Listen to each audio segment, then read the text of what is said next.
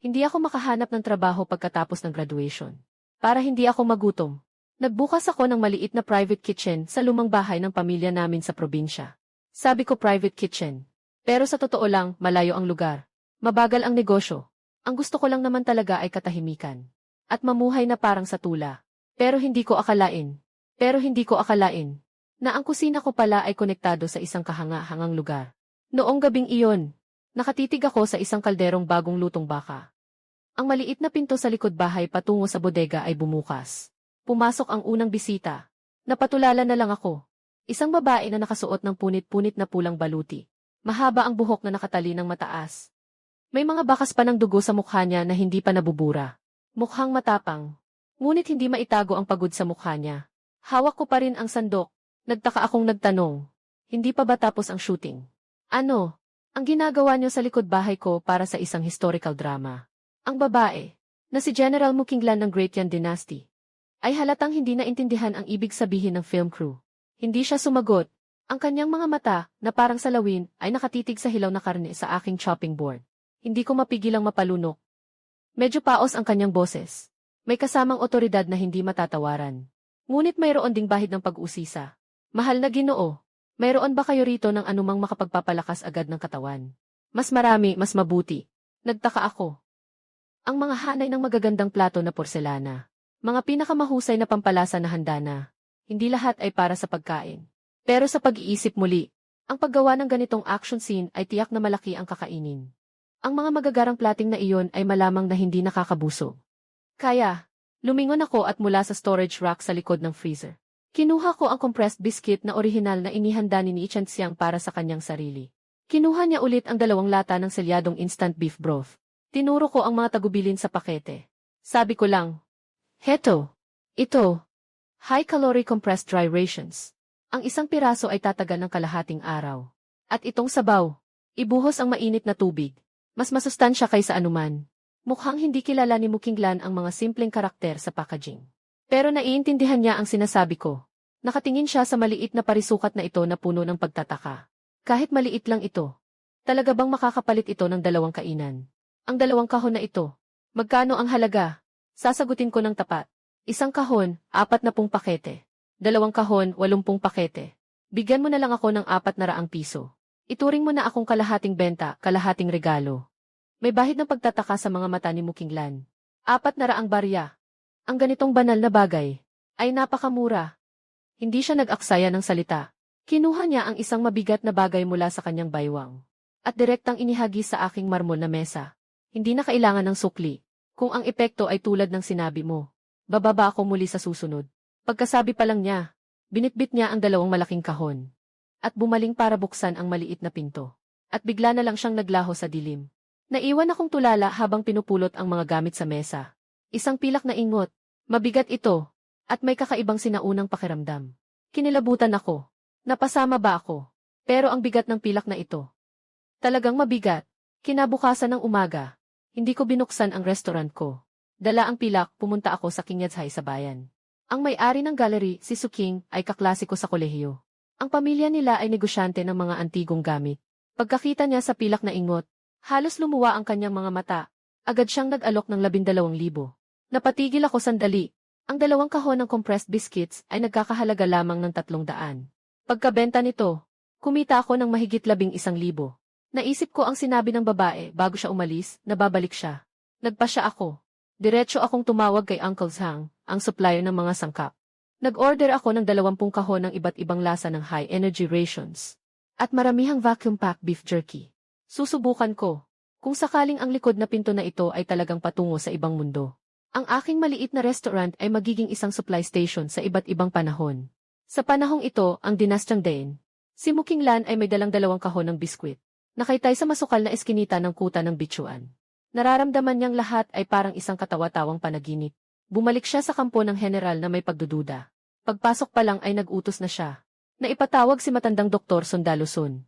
Nang dumating si matandang Dr. Sondaluson, nang makita ni Mukinglan ang makukulay at makintab na plastic packaging sa harap niya, agad siyang natigilan. Binuksan ni Mukinglan ang isang pakete ng compressed biscuits. At inabot ito. "Lolo Son, pakisuri po, kung ang bagay na ito ay nakakalason. At kung ito ba ay tunay na makakabusog." Nalilito ang matandang doktor sa militar. Pero kinuha pa rin niya ito. Una, nilapit niya ito sa kanyang ilong para amuyin. Isang matapang na amoy ng gatas at trigo ang sumalubong sa kanya. Tumikin siya ng kaunti. Pagkatapos, kumuha siya ng malinis na tubig para ibabad ito. Maingat niya itong pinagmasdan ng matagal. Sa huli, nanginginig ang kanyang boses sa sobrang tuwa.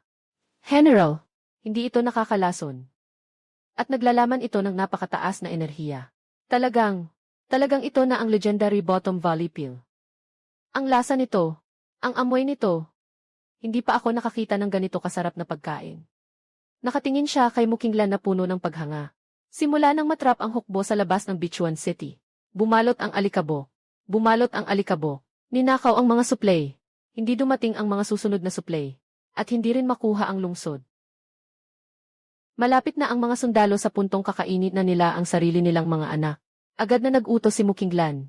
Naipunin ng mga deputy general ang bawat kampo ang lahat ng natitirang ginto at pilak sa kampo. Sumama kayo sa akin sa pamimili.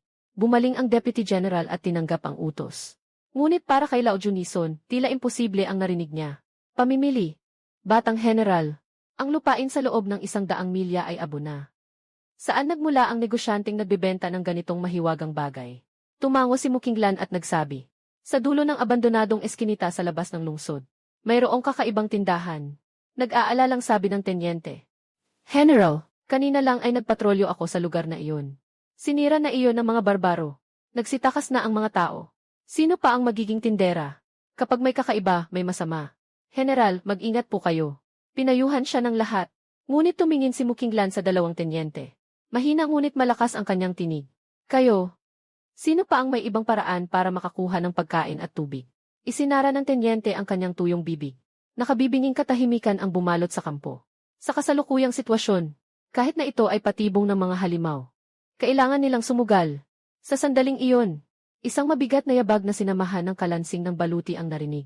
Nagsitayo ang lahat. Bumalik na ang marshal. Pumasok si Muzenshan sa tolda. Bagaman nasa gitnang edad na, nananatili pa rin ang kanyang presensya na parang bundok. Sa isang sulyap, nakita niya ang kakaibang karton sa mesa. Nabalitaan kong nangungulekta ka ng ginto at pila para bumili ng mga bagay. Nagbigay-pugay si Mukinglan. General, ito ang mga pagkaing binili ko mula sa isang kakaibang lugar.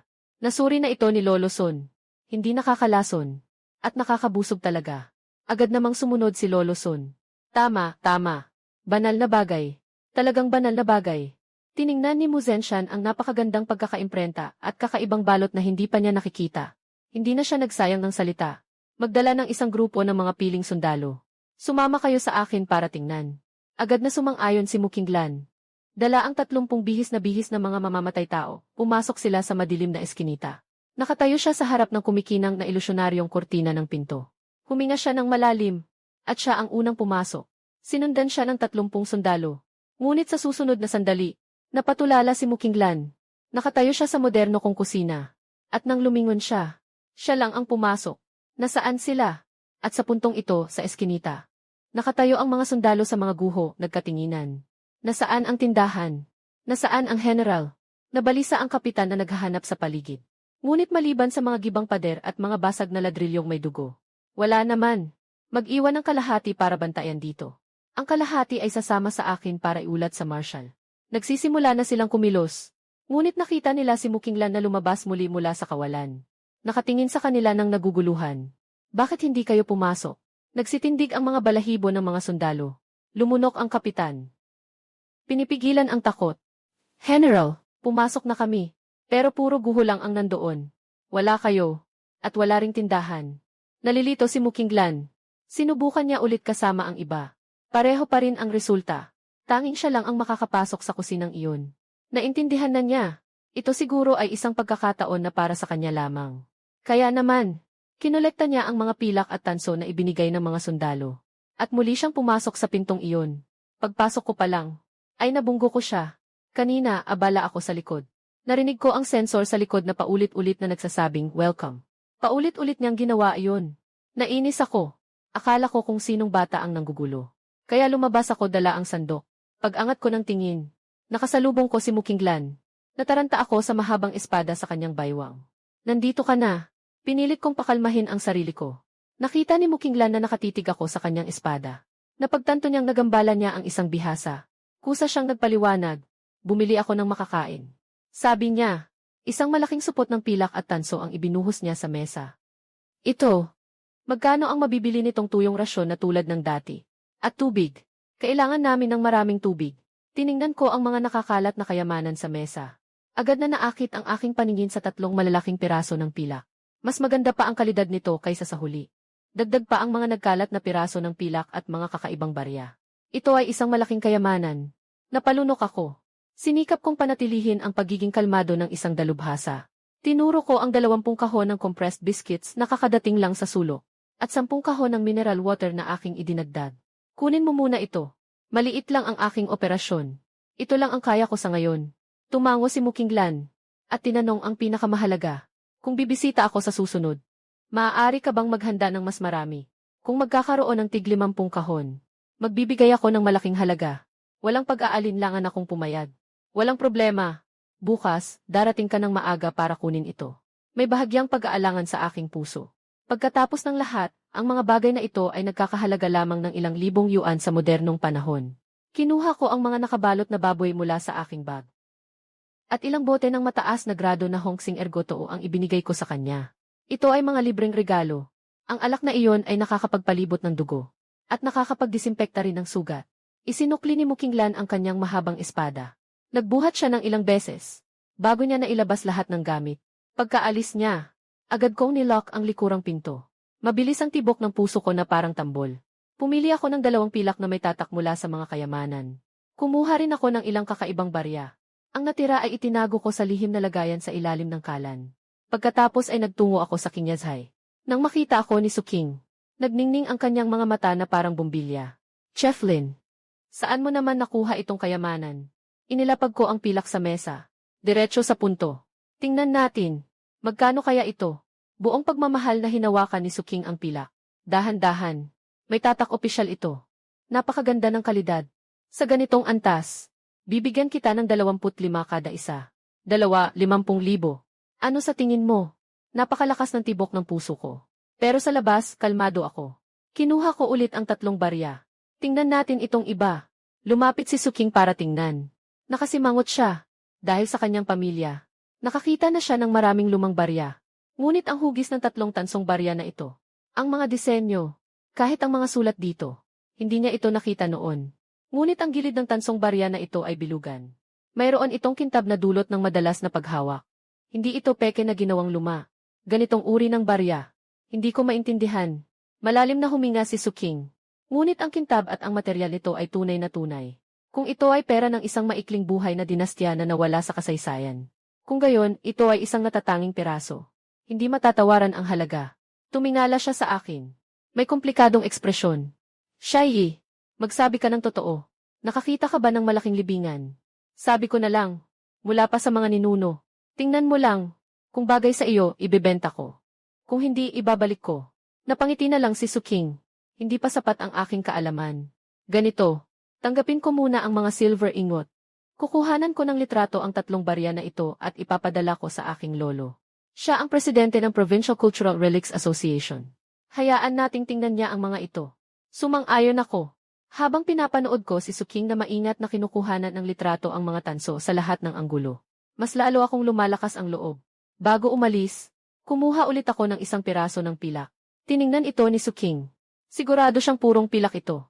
Agad siyang nag-transfer sa akin ng ilang libong piso bilang sukli, habang dala ang mahigit 50,000 piso pa uwi. Naupo ako sa walang lamang kainan. Hindi ko napigilang magplano para sa hinaharap. Sa ganitong paraan, ang general na babae na iyon ay parang anghel na nagdadala sa akin ng kayamanan. Kung magkaroon pa ng ilang transaksyon, matatapos ko na ang aking EA para sa buong buhay ko. Anong klaseng restaurant pa ang itatayo ko? Habang dumadaan, bumili ako ng pinakamabigat na safe na hindi ko alam kung bakit. Pag-uwi ko, inilagay ko ang lahat ng natitirang pilak at tanso sa safe. Pinag-isipan ko, ang gastos para kay Mukinglan ngayon ay wala pang 5,000. Ngunit ang benta ay umabot sa mahigit 50. Ang netong tubo ay higit sa 10 beses. Sa harap ng renminbi, ano ang paglalakbay sa oras? Ano ang general na babae? Lahat sila ay aking mga isihi na kliyente. Natulog akong nakangiti. Puno ng ginto at pilak ang aking panaginip. Ngunit ang kuta ng bituan ay nagkakagulo ngayon. Ang pagkaing dinala ni Mukinglan ay muling sinuri ni Dr. Son. Wala pa ring problema. Ngunit ang mga pagdududa sa isipan ng mga sundalo ay halos sumabog na. Ang mahiwagang tindahan na iyon, tanging si Mukinglan lang ang nakakakita. Sa kanilang paningin, si Mukinglan ay biglang naglaho sa kawalan. At biglang lumitaw na may dalang mga banal na bagay. Maaaring ito ay isang marriage. May hinala, kabobohan. Ang iyong marriage ba ay kayang humawak ng totoong bagay? Maaari pa akong uminom ng ganito katamis na banal na tubig. Sumagot ang isa pa. Hawak pa rin ang bagong bigay na mineral water. Nakaupo si Mu Zenshan sa unahan. Tinitingnan ang bote ng malinaw na tubig. Malalim ang tingin. Tumingin siya sa kanyang anak na babae. Kinglan, bukas, dalhin mo ang lahat ng ginto at pilak sa kampo. At tanungin mo ulit ang taong iyon. Kung gaano katagal tatagal ang kanyang tindahan. Kailangan natin ng mas maraming supply. Mas marami, mas mabuti. Sumunod si Mukinglan ng seryoso. Biglang tumayo si Mu Zenshan. At hinawakan ang hawakan ng kanyang espada sa baywang. Seryosong sabi. Kung bukas ay makakakuha tayo ng maraming supply ng pagkain, lahat ay makakakain ng busog. Sumunod kayo sa akin. Lalabanan natin ang lungsod hanggang kamatayan. Susundin ko ang utos. Kinabukasan ng umaga, masigla akong naghihintay sa pintuan ng tindahan para sa pagtanggap ng mga kalakal. Nakita ni Uncle Zhang, ang delivery man, ang tambak na compressed biscuits at bottled water sa tindahan ko. At hindi niya napigilang tuksuhin ako. Xiao Shai. Nag-iba na ba ng negosyo ang iyong maliit na restaurant at naging supply station para sa air raid shelter? Bakit ka umorder ng ganito karaming tuyong pagkain? Nagsinungaling lang ako. Nakatanggap ako ng malaking order. May isang outdoor survival club na magkakaroon ng training sa malapit. Hinahanap nila ito. Sa panahon ngayon, tanga na ang hindi kikita. Tumawa si Uncle Zhang. Tinulungan niya akong ibaba ang mga gamit sa likod bahay. Tiningnan ko ang mga supply na mas mataas pa sa pader. Kinuskus ko ang aking mga kamay. Malaking kliyente. Halika na. Walang laman pa ang aking vault. Ang perpektong dahilan na ito ay tuluyang nag-alis ng pagdududa sa isip ng delivery driver. Mabilis niyang tinawag ang ilan niyang kasama. Mabilis nilang ibinaba ang mga kargamento mula sa sasakyan, isang kahon pagkatapos ng isa pa. Habang tinitingnan ang mga nakasalansan na kahon. Hanggang sa huling piraso ay ligtas na nakalapag. Umalis na ang truck, umuugong sa kalsada. Nakahinga na ako ng maluwag. Para hindi malaman ng mga kapitbahay o ng mga dumadaan na hindi kilala ang lihim na sikreto na napakalaki na nalalaman ko. Nagdesisyon akong isabit na lang ang sign na sarado muna ngayon. Isinara ko ng mahigpit ang mabigat na pintuan sa harap ng aking pribadong kainan. Walang kahit isang siwang na naiwan. Maya-maya, sa kusina ng aking pribadong kainan, tumunog ang espesyal na sensor na nagbibigay babala. Kasunod nito, ay narinig ang mahinang tunog ng pagkasalubong ng mga kaliskis. Si Helene lang ay pumasok na may matatag na hakbang. Nang ang kanyang malamig na tingin ay dumaan sa tabi ng pinto, na puno ng parang maliit na bundok ng mga espesyal na sabaw na pinatuyo at mga espesyal na dehydrated na karne. Nang may malalim na pagbabago na hindi maitago. Lumingon siya, at tumingin sa akin. Mahinang nagtanong, lahat, ba ay handa na? Malakas akong tumango.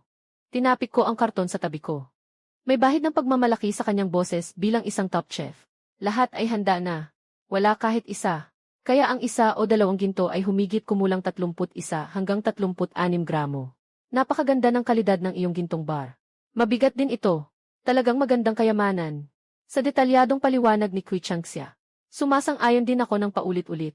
Sa wakas ay nagkaroon ako ng ideya sa presyo ng sinaunang gintong bar na ito. Bilang isang top chef, sobrang sensitibo ako sa dami ng sangkap. Pero ang dami ng gintong ito ay nagpapabilis pa rin ang tibok ng puso ko. Sa wakas, napatigil si Kui Changxia sa pagsasalita. Itinulak niya ang kanyang salamin at tumingin sa akin. Seryoso siyang nagtanong. Ito, talaga bang ibebenta mo? Tumango ako. Nagpanggap akong malalim ang iniisip at napabuntong hininga. Napakagaling ng aking pag-arte. Kamakailan, gusto kong ayusin muli ang pribadong restoran na iyon. Malaki ang kakulangan sa pondo. Walang magawa. Kailangan ko itong ipagbili ng may pagdadalamhati. Hindi naman nag-usisa si Kui Changxia kung totoo ba ang sinabi ko. Hinila niya ang kanyang pamangkin na si Kui Xiang sa gilid. Nag-usap sila ng mahina sa loob ng ilang sandali. Pagbalik, sinubukan ni Kui Changxia na magtanong. Ang gold bar na ito, bibigyan kita ng 800,000. Okay na ba sa iyo? 800,000. Natigilan ako saglit. Sa isip ko, inulit ko. Nang mapagtanto kong mas malaki ang halaga kaysa inaasahan ko. Agad akong tumango at pumayad. Mabilis kong kinuha mula sa bag ko ang isa pang kaparehong ingot. Mayroon akong 2. Ibenta ko na lang pareho sa inyo. Nagtinginan sina Kui Changxia at Kui Xiang. Hindi niya mapigilan ang saya sa kanyang mukha. Agad siyang tumango bilang pagsang-ayon. Sinimulan niyang ihanda ang paglilipat ng pera. Nang umalis ako sa pawn shop na dala ang abiso ng pagpasok ng 1.6 milyon. Tiningnan ni Krixiang ang kanyang tiyahin. At nagreklamo ng may pagkadismaya. Tiyahin, pawn shop to natin. Hindi naman tayo charity. Paano naman kami bibili sa presyo ng merkado o mas mataas pa? Kung susundin ang patakaran. Ang isang gold bar na 10 tael. Pinakamataas na 600,000. Iyan ang tamang paraan ng pagnenegosyo. Pero seryosong tinitigan siya ni Krixiang. Ano ang alam mo? Ang inskripsyon sa gintong bar na ito ay hindi ko pa nakita sa mga aklat ng kasaysayan. Malamang na ito ay mula sa isang dinastya na hindi pa naitala sa kasaysayan. Parehong 10 tael na gintong bar. Kung ito ay nag-iisa, ang halaga nito sa arkeolohiya at sa merkado ay maaaring lumobo ng higit sa 10 beses. Bibigyan ko ng 800,000. Sa totoo lang, medyo mababa pa ang ibinigay ko. Nag-pause siya. Dagdag niya ng malalim. Bukod pa riyan. Tingnan mo ang binata, napakaganda ng kanyang tindig. Siguradong may iba pa siyang magagandang bagay. Kung masyadong mababa ang ating bid at magalit siya. Sa susunod na magkaroon siya ng kayamanan, sa iba na siya pupunta. Hindi lang daan-daang libo ang mawawala sa atin. Gusto pang makipagtalo ni Krixiang. Sa kanyang pananaw, anong pawn shop ang magbibigay ng 800,000 para sa isang gold bar? Ang 600,000 na binigay niya ay dahil na rin sa kanyang tiyahin. Ngunit nang maisip niya ang pagiging intelektwal ng kanyang tiyahin, na palaging mas pinahahalagahan ang halaga ng kultural na ari-arian kaysa sa pansamantalang tubo o lugi. Wala siyang nagawa kundi ang manahimik na lang. Pagkalabas ko pa lang ng pinto ng pawn shop, pakiramdam ko'y parang maihangin akong dala sa paglalakad. 1,600,000. Ilang putahe ng home-cooked meals ang kailangan kong ibenta para mabawi yan. Agad kong tinawagan si Uncle Meng, ang supplier ng mga sangkap. Hello, Uncle Meng. Gusto kong umorder. Masiglang sumagot si Uncle Meng sa kabilang linya. Xiao Shai. Sige na. Ano ang gusto mo? Magbubukas na naman ang iyong lihim na restaurant. Malaki ang dami ngayong pagkakataon. Sabi ko ng malumanay. Kailangan ko ng 5,000 bariles ng high concentration bone broth base. At 5,000 kahon ng premium refined seasoning oil. Bukod pa riyan, kailangan din natin ng tig 2,000 kilo ng pinong asin at mataas na kalidad na gnese. Ang pinakamahalaga, gusto ko ng 5,000 kahon ng espesyal na dehydrated vegetable packs at instant noodles. Kailangan itong maihanda sa loob ng isang araw. Ano? Biglang tumaas ng 8 oktaba ang boses ni Uncle Meng. 5,000 kahon. Xiao Shai, para kang magbubukas ng kantina para sa 10,000 tao. Ang dami ng paninda. Sa tingin ko kailangan nating mag-distribute sa buong syudad. O baka kailangan pa nating kumuha mula sa karatig probinsya. Alam ko na sobrang laki ng order na ito. Agad akong nagluwag sa mga rekisito. Hindi ako mapili sa brand. Basta't pasado sa kalidad. At tunay ang lasa, okay na. Mas simple ang packaging, mas maganda. Mas maganda kung yung pang-industrial na malalaking lalagyan. Mas mabilis, mas maganda. Hindi problema ang pera. Nang makuha ko ang kumpirmasyon ni Uncle Meng, doon lang ako nakahinga ng maluwag. Nagsisimula ng magplano para sa susunod na hakbang. Kung magtatagumpay ang malaking transaksyong ito. Dati, iniisip kong masyadong simple ang aming pribadong restaurant na malapit sa ilog. Hindi kailangang pagandahin. Ngayon, kailangang ayusin ng husto ang kusina at bodega. Kailangan nating linisin ang mga lumang kagamitan sa kusina at mga kalat. Maglaan ng sapat na espasyo para sa malaking supply na darating. Makuha itong isang order. Pagkatapos nito, ang aking private dining restaurant ay tatanggap na lang ng mga pinili. Talagang makakamit ko na ang financial freedom. Nagbigay ako ng sarili kong injeksyon ng lakas. Bumalik ako sa restaurant at nagtimpla ng pinaka-ordinaryong instant noodles. Mabilis na natapos kumain. At sumabak agad sa trabaho sa bodega ng kusina. Ang bodega ay magulo at nakatambak. Bukod sa mga pangunahing pampalasa na karaniwan kong ginagamit, mayroon din akong mga gamit na naiwan ng mga magulang ko. Hindi ko inilabas ang mga walang laman na karton at mga lumang gamit sa bahay na hindi na magagamit. Ang mga pampalasa na magagamit ay inayos ko. Ang mga hindi na magagamit ay inipon ko muna sa sulok. Pero nakakabigat na ang pagbubuhat ko ng mga 10 kahon. Sumasakit na ang likod ko. Pawis ang dumadaloy sa pisngi ko. Hindi ko mapigilan ang sarili ko sa pagmumura sa isip ko.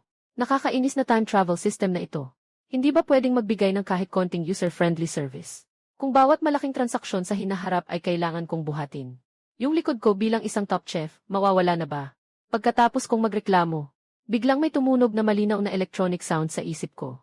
Parang tunog ng order bell sa isang top restaurant. Na-detect ang pangangailangan ng host. Gusto mo bang i-activate ang automatic inventory at cleaning function ng kusina? Pagkatapos nito, may 2 virtual na pagpipilian na lumitaw sa aking paningin. Magbayad ng 1,000,000 yuan. Hindi, 0 yuan. Ipagpatuloy ang manual na pagbubuhat. Nang makita ko ang numerong 10,000, ang una kong naramdaman ay awa. Pagkatapos ng lahat, kahit mayaman na ako, nasasanay pa rin ako sa pagiging matipid. Pero nang maisip ko, kung matutulungan ako ng sistemang ito sa pag-aayos ng mga gamit, paghugas ng pinggan, paglilinis ng bahay, sa mahabang panahon, hindi ba ito ang pagkuha ng isang janitor na hindi kailanman matatanggal? At hindi na kailangang magbayad ng Social Security. At isang napakaloyal na janitor pa. Talagang sulit. Agad akong nag-click ng gamit ang aking isip. Agad na dumating ang malinaw na tunog ng pagbabayad sa WeChat. Ang 10,000 yuan ay agad na nabawas. Kasabay nito, nagsimula na rin ang otomatikong pag-aayos ng sistema. Isang kahanga-hangang tanawin ang naganap sa aking harapan. Sa dating magulo at walang kaayusang bodega, ang mga karton at plastik na supot na nakakalat ay tila hinawakan ng isang mahiwagang kamay. At kusang natupi, nakaayos, naging maayos pa ang kanilang mga hugis. Ang iba't ibang lalagyan ng pampalasa, at mga drum ng langis ay tila nagkaroon ng paa. Otomatikong pumipila sa mga estante.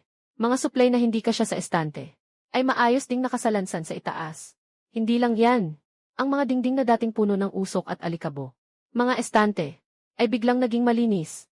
Kaya nitong ipakita ang refleksyon ng tao. Kahit ang sahig ng bodega ay kasing linis ng bagong kinintab, at may bahid pa ng amoy ng lemon. Habang tinitingnan ko ang kusina at bodega na mas malinis kaysa dati, masaya ang aking pakiramdam.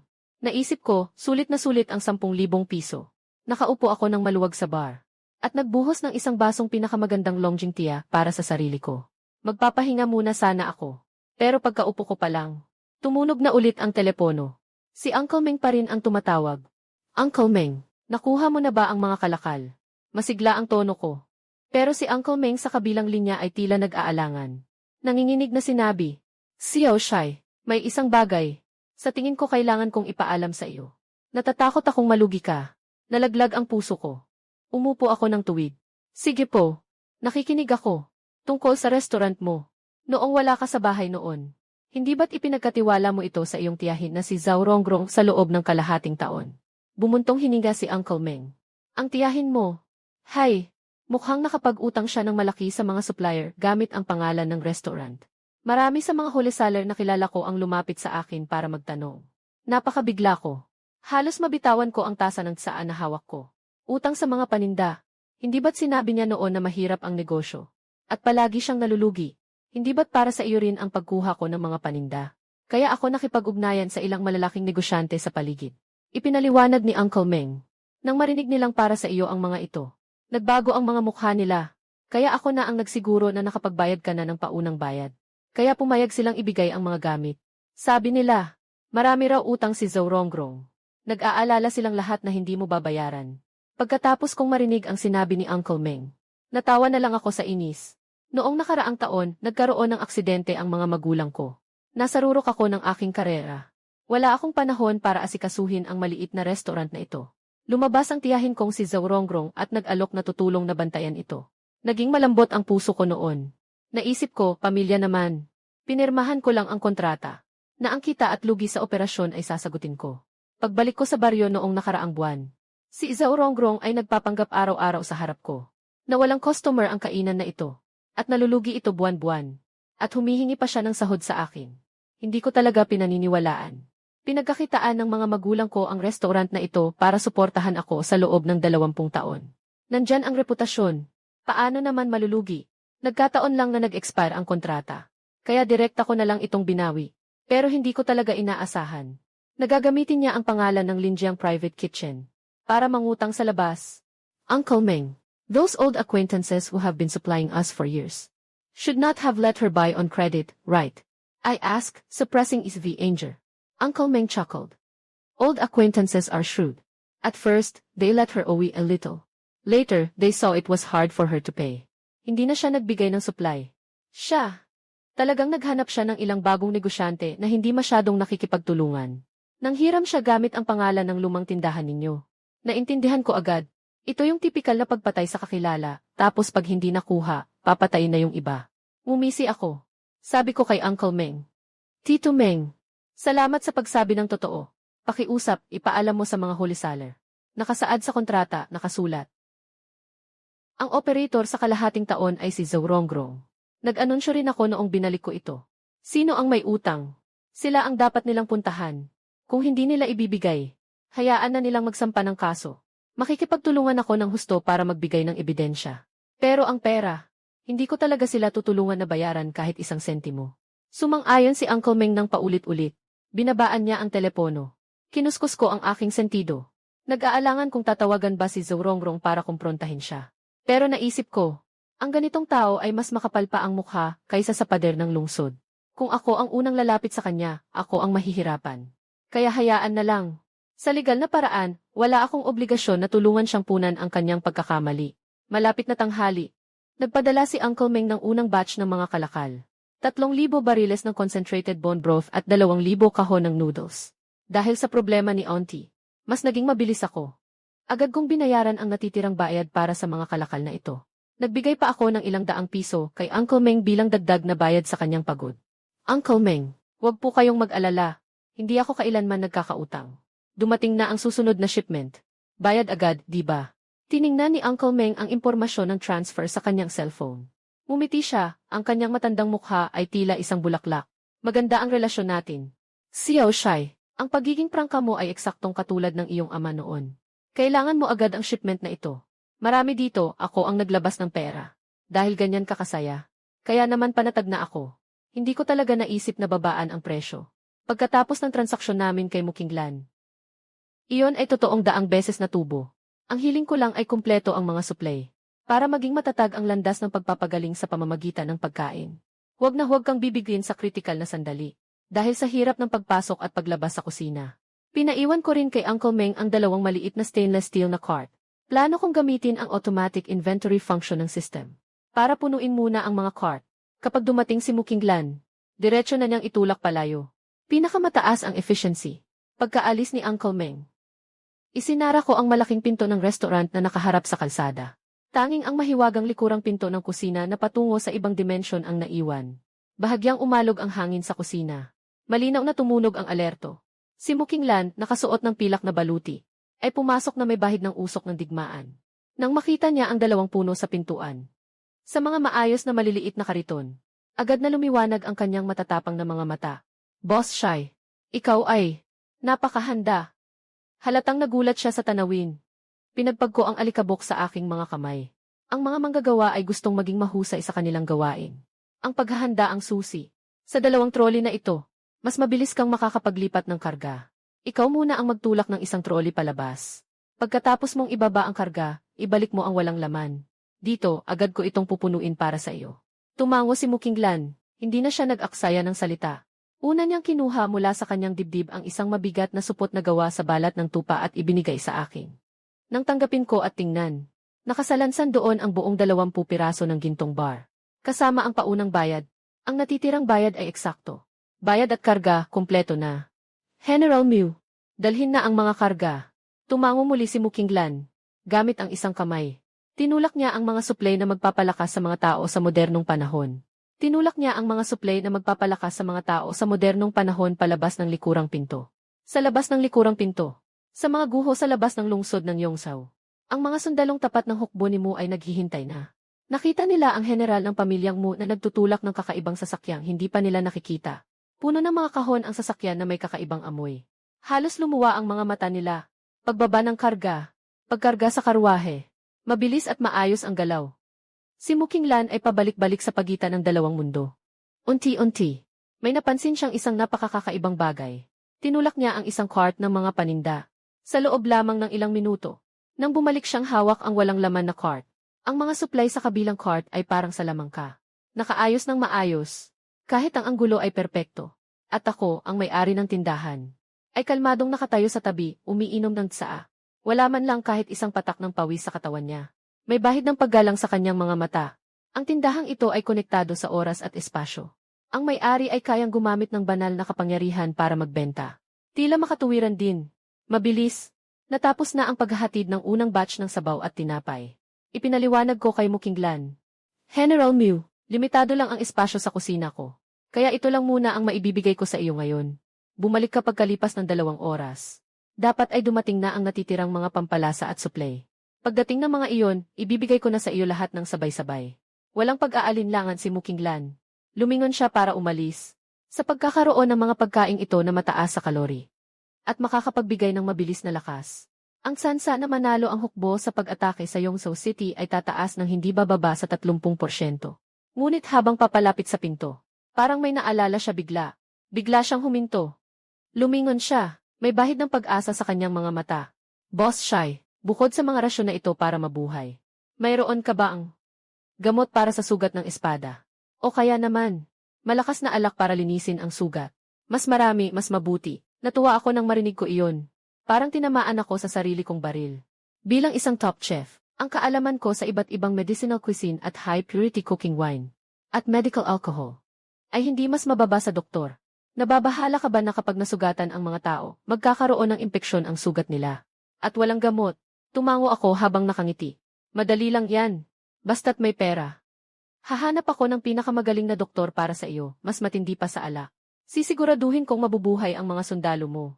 Nagliwanag ang mga mata ni Mukinglan. Hindi siya nagsalita. Sabi niya lang, hintayin mo ako. At mabilis siyang lumabas sa likurang pinto. Maya-maya lang. Sumugod siyang muli, pawis na pawis. May hawak na mas mabigat na supot. Nakahihingal niyang sabi, ito na ang lahat ng pilak na natira sa aking pribadong account. Mayroon itong 20 piraso ng tig 10-10 na pilak at 0 piraso ng tig 10-10 na ginto. Kung kulang pa, hihintayin ko hanggang sa masakop ko ang Yongzhou City gamit ang aking mga sundalo. Sinamsam ang mansyon ng tiwaling opisyal. At babayaran ko ang kulang. Sapat na. Sapat na. Tinanggap ko ang bag. Nararamdaman ang mabigat na bigat nito. Natuwa ang puso ko. Nagkasundo kaming dalawa na hindi pag-usapan ang mga presyo. Hindi ko alam ang presyo ng mga gamot para sa sugat at matapang na alak noon. Natatakot akong baka mahalata niya kung sobra ang presyo ko. Mas natatakot akong baka lugi ako kung masyadong mababa. Pero si Mukinglan ay alam na alam niya. Bago ang digmaan, ang mga bagay na makapagliligtas ng buhay ay hindi matutumbasan ng pera. Sa maliit na pribadong kainan na ito, isang kalakalan na nagpabago sa takbo ng sinaunang digmaan ay tahimik na lumalala. Sa kusina, ang mga pampalasa ang kaluluwa ng mga masasarap na pagkain. Hanggat makakagawa ka ng pinakamataas na kalidad na lasa, kahit ang pinakamahal na pampalasa ay sulit. Sa simula, nais kong bumili ng mga bote ng medical alcohol para sa kusina upang magdisinfekta. Pero nang isipin ko, si Mukinglan ay nasa gyera. Mayroon siyang 10,000 sundalo. Sa larangan ng digmaan, hindi nakikita ang mga sandata. Siguradong marami ang masasaktan. Gaano karaming alkohol ang kailangan ihanda? Sinubukan kong magtanong sa ilang kalapit na butika. Ang mga may-ari ng tindahan ay tumingin sa akin ng may pagdududa. Paulit-ulit na nagtatanong, para saan mo naman kailangan ang ganon karaming alkohol? Kahit nakaka-disinfect ito, madali rin itong masunog. Huwag ka sanang gagawa ng anumang labag sa batas o immoral. Natahimik ako sa tanong niya. Tuluyan na akong nawalan ng gana bumili ng medical alcohol. Naisip ko na lang bigla, ang alkohol ay galing din sa alak. Mas mabuti pang bumili na lang ng mataas na porsyento ng alak. Magagamit ito sa paglilinis at pagdidisinfekta ng sugat. At hindi rin ito magdudulot ng paghihinala sa iba. Agad akong tatawag kay Tiyakin sa Alakang Bayan. Mahigit 20 taon na siyang gumagawa ng alak doon. Magaling ang kanyang gawa. Hindi siya kailanman nanloloko. Mura rin ang presyo. Kilala siya ng mga matagal ng suki dito. Narinig niyang bibili ako ng pinakamalakas na alak. Natawa si Uncle Kin sa kabilang linya. Meron. Sakto, mayroon akong bagong dating na double distilled na alak. Aabot sa 60% ang lakas. Karaniwan itong binibenta ng 15 piso bawat kilo. Kung marami kang bibilhin, sige, 10 piso na lang kada isa. Masyadong malakas ang tama nito. Kaya mahirap ibenta. Halos 1 taon na itong nakaimbak sa banga. Ito lang. Agad akong pumayag. Tapos nagtanong agad. Gaano pa karami ang natitira dyan sa iyo? Bibilhin ko lahat. Napahinga ng malalim si Kinbo. Nataas ang kanyang boses. Lahat. Mayroon pa akong hindi bababa sa 300 kilo. Sigurado ka ba? Lahat talaga. Agad akong nagdesisyon. Hindi nagtagal. Si Uncle Kin ay nagmaneho ng kanyang tricycle. At dinala ang mga garapon ng matapang na alak sa likod bahay ng aking pribadong restaurant. Nagbayad ako ng 3,000 yuan kaagad. Nalutas ang problema sa matapang na alak para sa paglilinis ng sugat. Nalutas ang alak. Agad akong nag-order ng mga gamot na kailangan sa aking telepono. Yunnan Bayaw Hemostatic Powder. Hemostatic Aerosol. One Suture-Free Dressing. These are all life-saving items for the battlefield. Not a single one can be missing. We also need to stock up on anti-inflammatory and fever-reducing medicines. A bottle of 100 ibuprofen tablets. Let us start with 100 bottles. Mga gamot na panlaban sa pamamaga na gawa sa penicillin. Bumili ka ng pinakasulit na brand. Bigyan mo ako ng 100 kahon muna. At mga band-aid din. Hand sanitizer na hindi na kailangang banlawan. Lahat ay order mo ayon sa pinakamataas na quota. Nakalkula ko na. Ang mga gamot na ito kasama ang alak kanina. Umabot sa halos 50,000 ang kabuang gastos. Ihanda muna natin ang ganito karami. Magdagdag na lang kung kulang. Bulong ko sa sarili ko. Nakalagay na ang kalahati ng aking mabigat na dibdib. Katatapos ko lang umorder ng gamot online.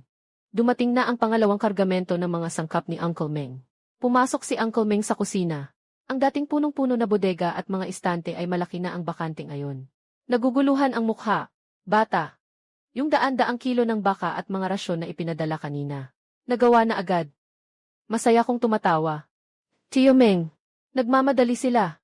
Magbabayad ka, mabilis din. Ipapaalis ko na. Sa negosyo, ang mahalaga ay kahusayan. Nag-isip si Uncle Meng saglit. Lumapit siya, at sinabi ng may malalim na kahulugan. Xiao Shai, matagal na tayong magkakilala. Kung mapagkakatiwalaan mo ako. Sa susunod na dumating ang mga kalakal, sabihin mo lang sa akin ang address. Ipapadala ko na lang para sa iyo. Para hindi mo na kailangang magpagod dito sa 2 beses na paglipat. Huwag kang mag-alala. Si Uncle Meng ay napakahigpit ng bibig. Hindi kanya talaga bibigyan ng problema. Ang sinabi ni Uncle Meng, sa tingin ko ay para makatipid ako sa lakas. Pero sa totoo lang, ito ay pagpapakita ng paninindigan. Hindi niya ako lalampasan para kuhanin ang kliyente. At lalong hindi niya sisirain ang aking mga patakaran. Umiti ako at tinanggihan ko. Uncle Meng, tiwala ako sa iyo. Pero ang kliyente ko ay may kakaibang ugali. Yung mga gumagawa ng high-end, personalized na order. Gusto nilang sila mismo ang magbibigay ng item sa customer. Ayaw nila ng ibang tao na makialam. Talagang nag-abala pa kayo. Nang marinig ito ni Uncle Meng, may bahid ng lungkot sa kanyang mga mata. Ngunit agad din siyang nakaisip. Para sa kanya, ang maliit kong private kitchen ay nakakakuha na ng kita na katumbas ng benta ng iba sa loob ng 1 taon. Mag-ingat ka, bata. Normal lang na ayaw mong makialam ang iba sa iyong mga pangunahing channel. Nagkumbinsi na si Uncle Meng sa sarili niya. Mabilis niyang ibinaba ang mga karga at nagbayad. Bago umalis, partikular niyang binanggit ang tungkol sa utang ni Zhou Rongrong, ang chef ng Core Kitchen, para sa mga supply. Xiao Shai, nakausap ko na ang mga supplier na may utang sa atin. Sabi nila, pupuntahan kanila mamayang gabi para pag-usapan. Tingnan natin kung paano ayusin ang utang na ito. Kailangan mong maghanda ng maaga. Huwag kang magulat kung mapaligiran kanila at mahirapan ka. Natatakot si Uncle Meng na magkagulo ang mga tao kung hindi nila makuha ang pera nila. Umiti ako at tumango. Naiintindihan ko na. Uncle Meng. Salamat sa paalala. Aayusin ko ito. Hindi nagtagal pagkaalis ni Uncle Meng. Dumating na rin ang mga gamot na inorder ko online. Nagsiksikan ang mga karton sa sahig. Pagka-sign ko, ilipat lahat sa bodega para otomatikong masort at maayos ng sistema. Isinara ko ang pangunahing pinto na nakaharap sa kalsada. Binuksan ko ang likod na pinto patungo sa mahiwagang espasyo at panahon. Handa na ulit magbukas ang aking cross-dimensional private dining restaurant. Naghihintay kaihilin lang na dumating para kunin ang mga supply na ito na makapagliligtas ng buhay. Pagkatapos ng mga ito, unti-unti nang dumidilim ang langit. Sa labas ng pinto, mainit pa rin ang hangin. Sa di kalayuan, sa kanto, may nagtitinda ng pakwan sa tricycle, paulit-ulit na nag-aanunsyo sa speaker. Bigla akong nagka-interes. Sumigaw ako para tawagin ang tindero. Boss, bigyan mo ako ng 2 pinakamalaki at pinakamatamis na pakwan. Lumipas ang matandang kapitbahay na si Lolo Ho na nagpapaypay sa labas. Umiti siya at kinulit ako. Agad ko siyang inanyayahang pumasok. Habang ginagawa ko iyon, hinati ko ang bagong bili kong pakwan. Inabot ko ang 1 piraso na pinakamatamis. Lolo He, halika't tikman mo. Bagong bili lang. Para lumamig ka. Xiao Shai, bakit araw-araw nakasara ang harapang pinto ng restaurant mo at hindi tumatanggap ng customer? Ano ba talaga ang ginagawa mo? Kinuha ni Lolo He ang pakwan at kinagat ng malaki. Ang matamis na katas ay dumaloy sa gilid ng kanyang bibig. Agad siyang napangiti. Ay naku, ang tamis ng pakwan na ito. Si Xiao Shi ay lalong nagiging maalalahanin. Pagkaupo niya, nagsama-sama na rin ang mga matatandang kapitbahay na naglalaro ng chess. Nagmadali akong kumuha ng mga plastik na upuan. Hinati ko ang pakwan at ipinamahagi sa lahat. Nagsiksikan ang mga tao sa harap ng kainan. Habang humunguya ng pakwan, nagkukwentuhan sila.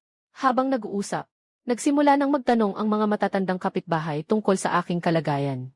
May nagtanong sa akin kung bakit hindi ako tumatambay sa malaking syudad. Bumalik sa lumang eskinita para bantayan ang lumang bahay na ito. May nagtanong sa akin kung may kasintahan na ako. May nagbanggit patungkol sa malayong kamag-anak na si Zhao Rongrong. Tinatanong kung bakit hindi na niya ako tinutulungan sa pag-aasikaso ng tindahan.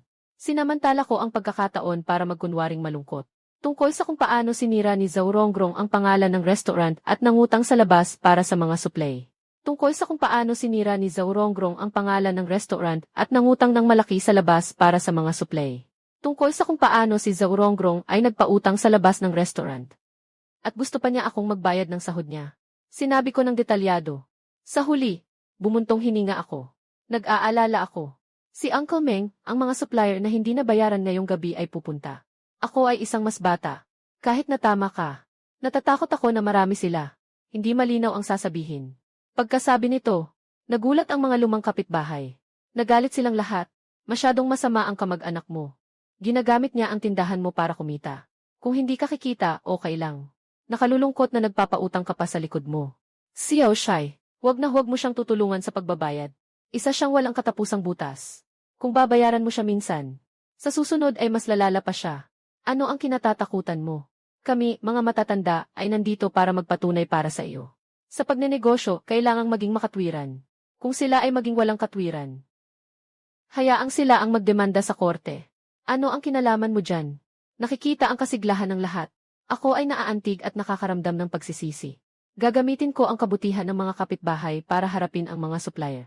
Medyo may paggamit pero naisip ko ang ginawa ni Zhao Rongrong. Kaya pakiramdam ko ay tama ang ginawa ko. Ang mga utang na ito ay hindi dapat ako ang magbayad. Sa sandaling iyon, isang van ang biglang huminto sa harap. Bumaba ang 4 na lalaki. Pumasok siya sa tindahan ng may pagbabanta. Sino ang may-ari? Ilabas niyo ang may-ari. Lumapit ako. Kalmado kong sinabi. Ano po ang maipaglilingkod ko? Tiningnan ako ng 2 lalaki na may dalang briefcase mula ulo hanggang paa. Ang nakasuot ng itim na polo shirt ang unang nagsalita. Nasaan ang nanay mo? Hahanapin ko siya para magbayad. Dahan-dahan akong sumagot. Manong, nagkakamali po kayo ng tao. Dati po itong pinapatakbo ng tita ko, si Zhao Rongrong. Pumanaw na po ang mga magulang ko noong nakaraang taon. Hinahanap niyo po ang nanay ko. Baka kailangan nating hanapin sa ibaba. Nagdilim ang mukha ng lalaki. Medyo nahihiya. Isang batang lalaki na nakasuot ng asul na checkered na kamiseta sa tabi ang mabilis na sumagot. Medyo mabait ang tono. Narinig ko kay Old Meng kanina na marami kang kinukuha na stock. Marami kang biniling high energy rations. Tiningnan kita. Mukhang talagang negosyante siya. Nagbigay siya ng business card. Nagpakilala siya. Ako si Zhu Hong, ang may-ari ng Fiyang Food Supplies Wholesale. Sa nakaraang taon, nakautang ang tindahang ito ng mahigit 30,000 yuan sa akin na hindi pa nababayaran. Nandito ako ngayon para maningil. Ang sitwasyon ng tatlo ay halos kapareho ng sa akin. Excuse me, what is your relationship with the previous owner, Zhao Rongrong? He explained his purpose in a few words. I thought to myself, finally, someone with a clear logic. I took out the pre-prepared contract and printed copies from the counter. She is Jiwei aunt. After Jiwei parents' accident last year, iniwan ko sa kanya ang tindahan para asikasuhin. May kontrata kami na nakasulat. Siya ang bahala sa mga lumang utang. Ako naman ang bahala sa mga bagong utang. Walang pananagutan sa isa't isa. Ito ang kopya ng orihinal na kontrata. Pwede ninyong tingnan. Binasa ni Zhu Hong ang kontrata. Nakasimangot siya. Malinaw na bago siya dumating, tinanong na niya si Uncle Meng tungkol sa sitwasyon. Ngayon, habang kinukumpara ang kontrata, agad niyang nakumpirma na niloko siya ng babaeng iyon, si Zhao Rongrong. Ang 3 lalaki sa tabi niya ay nagbago rin ang mga mukha, hindi na maganda. Isa sa kanila ay nagreklamo ng hindi mapakali. Magkamag-anak naman tayo lahat. Natural lang na magbayad ng utang kapag may utang. At saka pa, nabalitaan kong nakakuha ka ng malaking deal nitong mga nakaraang araw. Bayad agad sa mga bibilhin. Ano lang ba ang maliit na halagang iyan sa iyo? Lubos akong nagalit sa sinabi mo. Sabi ko na may malamig na mukha. Siya ang tita ko. Hindi siya ang nanay ko. Hindi dahil magaling ang negosyo ko. Ay ako ang dapat pagbintangan. Kahit magkapatid, kailangan malinaw ang usapan. Malinaw na ang sinabi ko. Kung maniningil, siya ang puntahan ninyo. Hindi ko akuin ang utang na ito. Kung hindi kayo kumbinsido, sige, ay demanda ninyo ako sa korte. Wala ring silbi kung sasabihin mo sa akin. Pinapanood ko sila. Patuloy na sinasabi. Alam ng mga kapitbahay. Ang tindahan namin ay bukas na mahigit 20 taon. Hindi kailanman nakautang. Dati, si Uncle Meng ang nagsusupply. Ang tiyahin ko ay hindi makakuha ng mga produkto mula sa dating supplier. Kaya ko kayo hinanap.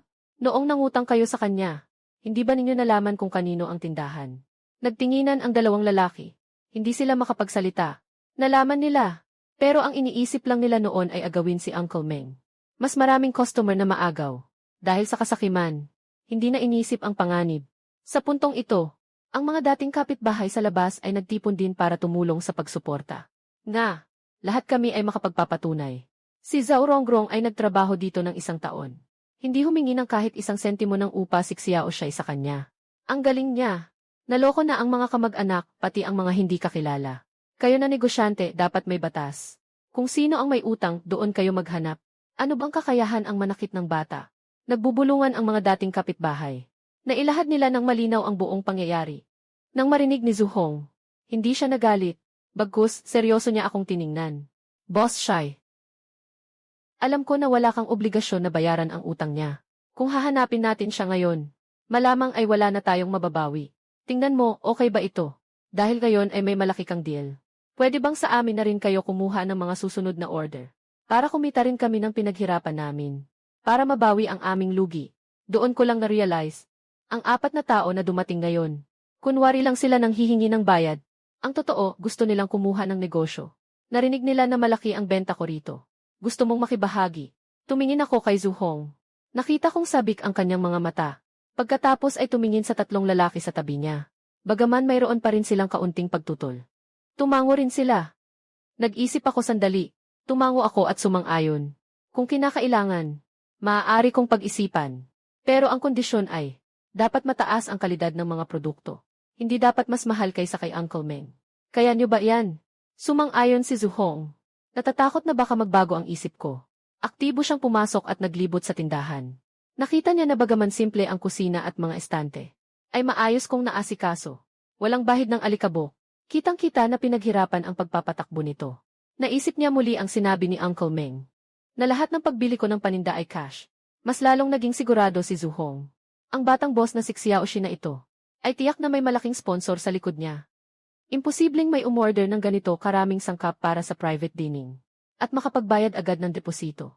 Sa paningin ng iba, ang aking private dining restaurant na nakatago sa lumang eskinita ay tila isang ordinaryong lugar lamang. Ang tunay na malakihang transaksyon ng mga sangkap ay hindi kailangang umasa sa mga walk-in customers para mapunan. Nagkasundo na sila. Yung 4 na lalaking nakasuot ng Amerikana, bumalik na sila sa sasakyan. Nawala sila sa dulo ng eskinita. Pinanood ko ang mga ilaw ng sasakyan nila habang papalayo. Nalilito pa rin ako. Yung utang na hindi mabayaran. Naayos lang pala ng ganito. Pero nang maalala ko ang pinsan kong si Shia na napakadetalyado. Ang mukha na parang gustong kumuha ng taba mula sa akin. Pakiramdam ko, hindi ito matatapos ng ganoon kadali. Pero sa ngayon, wala akong magagawa kundi umasa sa kung ano ang mangyayari. Dahil mayroon akong pera. Hindi ako kinakabahan. Hanggang 10:00 ng gabi, nang isara ko ang mabigat na kahoy na pinto ng aking pribadong restaurant. Saka ko lang naalala na sobrang abala ako, kaya nakalimutan ko na kumain ng hapunan. Hindi ko akalain na ang isang order ngayon ay nagkakahalaga ng higit sa 10 milyon kung isasalin sa halaga ng antigo. Ang kasiyahang nararamdaman ko sa aking puso ay nalampasan na ang aking gutom. Sa aking mga pangarap, ako ay mahimbing na natulog. Hindi ko alam na si General Mukinglan kasama ang kanyang mga sundalo. Sa hating gabi ng panahon ng malamig na sandata, ay naglunsad ng pangkalahatang pag-atake sa lungsod ng Yongzhou. Halos hindi makauwi si Mukinglan ngayong gabi. Ang dahilan ay inutusan ng kanyang ama na si Mu Zenshan na huwag siyang manguna sa pag-atake. Walang ibang dahilan. Dahil sa mga espesyal na gamot at pampalakas na dala ni Mukinglan mula sa emperador ngayong araw. Napakalakas ng epekto nito. Sa unang pag-atake kaninang araw, maraming sundalo ang nasugatan. Sinunod ng doktor ng militar na si Yusi Shen ang mga tagubilin ni Mukinglan, hugasan ang mga kamay gamit ang sabon. Isinuot ko pa ang malinaw na rubber gloves na kinuha ni Muyulan mula sa akin. Para linisin ang sugat ng mga sundalo. Hindi malalim ang sugat. Una, gumamit ng cotton swab na binasa ko ng mataas na kalidad na alak na ibinigay ko. Punasan. Pagkatapos, spray ng hemostatic aerosol. Sa huli, bigyan ng 1 piraso ng gamot na panlaban sa pamamaga. Nangyari ang himala. Ang nasugatang sundalo ay hindi nagkaroon ng lagnat. At ang kanyang sugat ay mabilis na naghilom at nagbalat. Si Mu Zenshan ay nasugatan din ngayon. Ang kanyang braso ay nabiyak ng kalaban, kasing haba ng isang daliri. Bagaman hindi malalim, malakas pa rin ang pagdurugo. Ginawa ni Dr. Shen ang parehong paraan. Dinisimpekta gamit ang alak. Nag-spray ng gamot. Naglagay ng sutureless dressing na espesyal kong pinagbilin. Muling sumugod si Mu Zenshan sa hanay ng kaaway. Nang siya ay magtagumpay at bumalik, nang tanggalin niya ang baluti, natuklasan niya na ang sugat ay hindi tulad ng dati na bumuka at namaga. Sa halip ay nagsimula na itong maghilom. Malinaw na naghihilom na ito. Sina Yu Si Shen at Mu Zenshan ay hindi makapaniwala pagkatapos ng isang madugong labanan. Daan-daang sundalo ang mamamatay dahil sa impeksyon. Ngunit ngayon, gamit ang mga mahiwagang gamot na dala ni Mu Qinglan. Maliban sa mga malubhang sugatan na kailangan ng pahinga, ang mga bahagyang sugatan ay nilagyan ng pampahid at binigyan ng gamot. Paglingon, maaari silang magpatuloy sa pagpatay. Malaki ang naitulong nito sa pagpapanatili ng lakas ng hukbo. Ang ganitong magandang bagay, sa panahon ng kaguluhan noong sinaunang panahon, hindi nila pinangarap kahit sa panaginip. Alalahanin, ilang kalalakihan ang namatay hindi sa espada o pana, kundi sa lagnat na dulot ng impeksyon sa sugat. Dahil dito, naghanap si Mu Zenshan ng espesyal na pagpupulong kay Mu Qinglan. Qinglan, huwag ka nang sumama sa pag-atake sa lungsod ngayong gabi. Hindi maiiwan ang mga sugatan ng walang gamot na ito. Kailangan mong manatiling buhay para makapag-replenish sa restaurant ng Master Chef na iyon. Kung may mangyari sa iyo, kung maputol ang daan na ito para sa ating kaligtasan, mapapahamak ang ating hukbo ng Mu. Katahimikan ni Mu Qinglan saglit, matatag ang kanyang tingin. Nagsuot siya ng espesyal na baluti. Ama, sa baluting ito, maaari na po kayong maging panatag. Nakita ni Mu Zenshan ang determinasyon sa kanyang mga mata. Sa huli, hindi na siya pumigil. Sa tulong ng mga mahiwagang suplay na ito, lumakas ang loob ng hukbo ni Mu. Alam ng mga sundalo na hindi problema ang bahagyang sugat. Hanggat may gamot, hindi sila mamamatay. Kaya sa pagsugod, bawat isa ay matapang. Para silang mga tigring bumaba ng bundok. Nang bumagsak ang Yongzhou City, ang general ng kalaban na nagbabantay sa lungsod ay takot na takot. Nalaman niyang ilang araw nang walang pagkain ang hukbo ng pamilya Mu. At mababa ang kanilang moral. Bakit ngayon ay bawat isa ay hindi natatakot mamatay? At puno ng lakas na parang kakagaling lang kumain ng Manchu Han Imperial Feast. Ang tugon sa kanya ay hindi paliwanag, kundi isang malamig na pana na pinakawalan ni Mu Qinglan tumago sa dibdib. Kasabay ng pagbasag sa malaking pinto ng lungsod ng Yongzhou. Mahinahon na nag-utos si Mu Qinglan. Pagpasok sa lungsod, tanging mga mayayaman at makapangyarihan lamang ang pwedeng halugugin. Hindi pwedeng patayin ang mga inosenteng mamamayan. Hindi pwedeng apihin ang mga babae at bata. Ang lumalabag ay papatayin. Sumigaw ang mga sundalo bilang pagsang-ayon. Nagunahan silang pasukin ang lungsod, hinahanap ang mga mayayamang negosyante at may-ari ng lupa na nagpahirap sa kanila. Tinitingnan ni Mu Qinglan ang mga sundalong pumasok sa lungsod. Nagliliyab ang kanyang mga mata sa lamig. Nagugutom at nilalamig ang hukbo sa labas ng lungsod. Marami na silang sama ng loob. Kukunin lang nila ang mga ari-arian, hindi papatayin ang mga sibilyan. Ito na ang pinakamalaking awa niya bilang general. Lumingon siya at nagtungo sa posisyon ng command ni Mu Zenshan. Marshal. Tapos na ang laban. Bababa na ako sa Ximazen para magulat. Nang makita ni Mu Zenshan na wala siyang pinsala, tumango siya ng bahagya at pumayag. Bumalik si Mu Qinglan sa mga guho ng Ximazen. Agad na hanapin si Yu Si Shen. Tiyakin ang bilang ng mga nasugatan at ang listahan ng mga gamot na kailangan. Itinuro ni Yu Si Shen ang mga basyo ng bote ng gamot sa mesa. Sumigaw siya ng may pag-aalala. Yung mga sutureless bandage. Kailangan ko ng 1,000. Mas marami, mas mabuti. At yung hemostatic spray. Ang puting tableta para sa pamamaga. Kailangan nating mag-imbak ng marami hanggat maaari. Tiningnan ni Mu Qinglan ang langit. Lampas na sa hating gabi. Alam niyang sarado na ang misteryosong pribadong kainan ng pamilya Shai sa eskinita. Kaya't nagpasya siyang gamitin ang oras na ito upang ilista ang lahat ng kinakailangang supply. Hindi dapat may makalimutan. Pagkatapos ilista, naalala ni Mu Qinglan ang isa pang bagay. Malumanay niyang inutusan ang mga nasa paligid. Halina kayo, dalhin ninyo rito ang mga ginto at pilak na nakuha mula sa mga mayayamang pamilya sa lungsod. At pumili kayo ng isang kahon ng pinakamagagandang alahas na perlas at jade. Sutla at tela, dalhin din ninyo lahat. Alam niyang mabuti na hindi tumatanggap ng pera si Boss Shai. Tanging ginto at pilak lang ang kanyang tinatanggap, at ang mga magagandang palamuti sa buhok ay maaaring magustuhan ng batang kusinero. Upang mabili ang kakaibang gamot na ito mula sa kanila, kailangan niyang magbigay ng karagdagang bayad. Kinuha ni Mu Qinglan ang listahan at pumunta kay Dr. Shen upang kumpirmahin ito. Tiningnan ni Yu Si Shen at hindi napigilang bumulong. Pwede pa bang bumili ng mas marami? Ito ay mga bagay na nakakapagligtas ng buhay. Medyo naguguluhan si Mu Qinglan. Hindi ba sapat na ito para sa mga susunod na labanan? Nanlaki ang mga mata ni Yu Si Shen. Sapat na ito para sa araw na ito. Sapat na ngayong araw. Paano sa hinaharap? Kung sakaling mapunta ako sa malayo para makipagdigma, kailangan ko pa bang bumiyahe ng malayo para bumili dito sa bayan? Habang kaya pang bilhin ngayon. Mas marami, mas mabuti. Ito ang tinatawag na paghahanda sa digmaan. Aalis na ako para ayusin iyan. Biglang naunawaan ni Mukinglan. Kinabukasan ng umaga, pagkatapos kong maghilamos at magsipilyo. Habang naghahanda akong buksan ang likurang pinto ng aking pribadong restaurant para magpahangin. Pumasok si Mukinglan na nakakapit sa ilog. Pagkakita namin sa isa't isa, pareho kaming natigilan. Malinaw na nagbihis ng espesyal ang babaeng general sa harap ko. Tinanggal niya ang kanyang bahid dugo na baluti. At nagsuot ng malinis at maayos na mahabang damit na puting buwan. Sa kanyang buhok, mayroon lamang siyang isang malambot na jade hairpin. Nawala ang kanyang pagiging matala sa larangan ng digmaan. Sa sandaling ito, siya ay nagtataglay ng higit na lambing at kagandahan ng isang babae mula sa Jiangnan. Siya ay puno ng sigla. Sa aking isipan, tahimik na lumutang ang apat na salitang nakakaakit na kagandahan. Ngunit ang kanyang mukha ay nanatiling seryoso. Tinuro niya ang damit nito at tumawa. Napanalunan mo ang laban. Ang suot mo ay hindi mukhang panglabanan. Bahagyang namula ang pisngi nito. Iniiwas ang tingin sa akin. Itinulak niya sa harap ko ang isang mabigat na kahon. May bahid ng pagkailang sa boses nito. Para sa iyo ito. Tinitingnan ko ang pino at maselang kahon na may mga kabibe at gintong sinulid. Nagulat ako. Nagsignal si Mukinglan na buksan ko ito. Sa pagbukas ng takip, isang malakas na sinaunang ganda at sinag ng perlas ang bumungad. Nabulag ako ng bahagya. Malalim akong huminga. Maingat niyang inilabas ang mga bagay sa loob, isa-isa. Ito ay iba't ibang mga palamuting pangkoleksyon. Mga palamuting gawa sa hiyas. At ilang mga napakagandang palamuti sa ulo. Ang pagkakagawa ng bawat isa ay napakagaling. Ang kagandahan ng Cloison enamel. Ang karangyaan ng pagkakabit ng mga hiyas. Sa liwanag ng umaga ay naglalahad ng bigat ng panahon.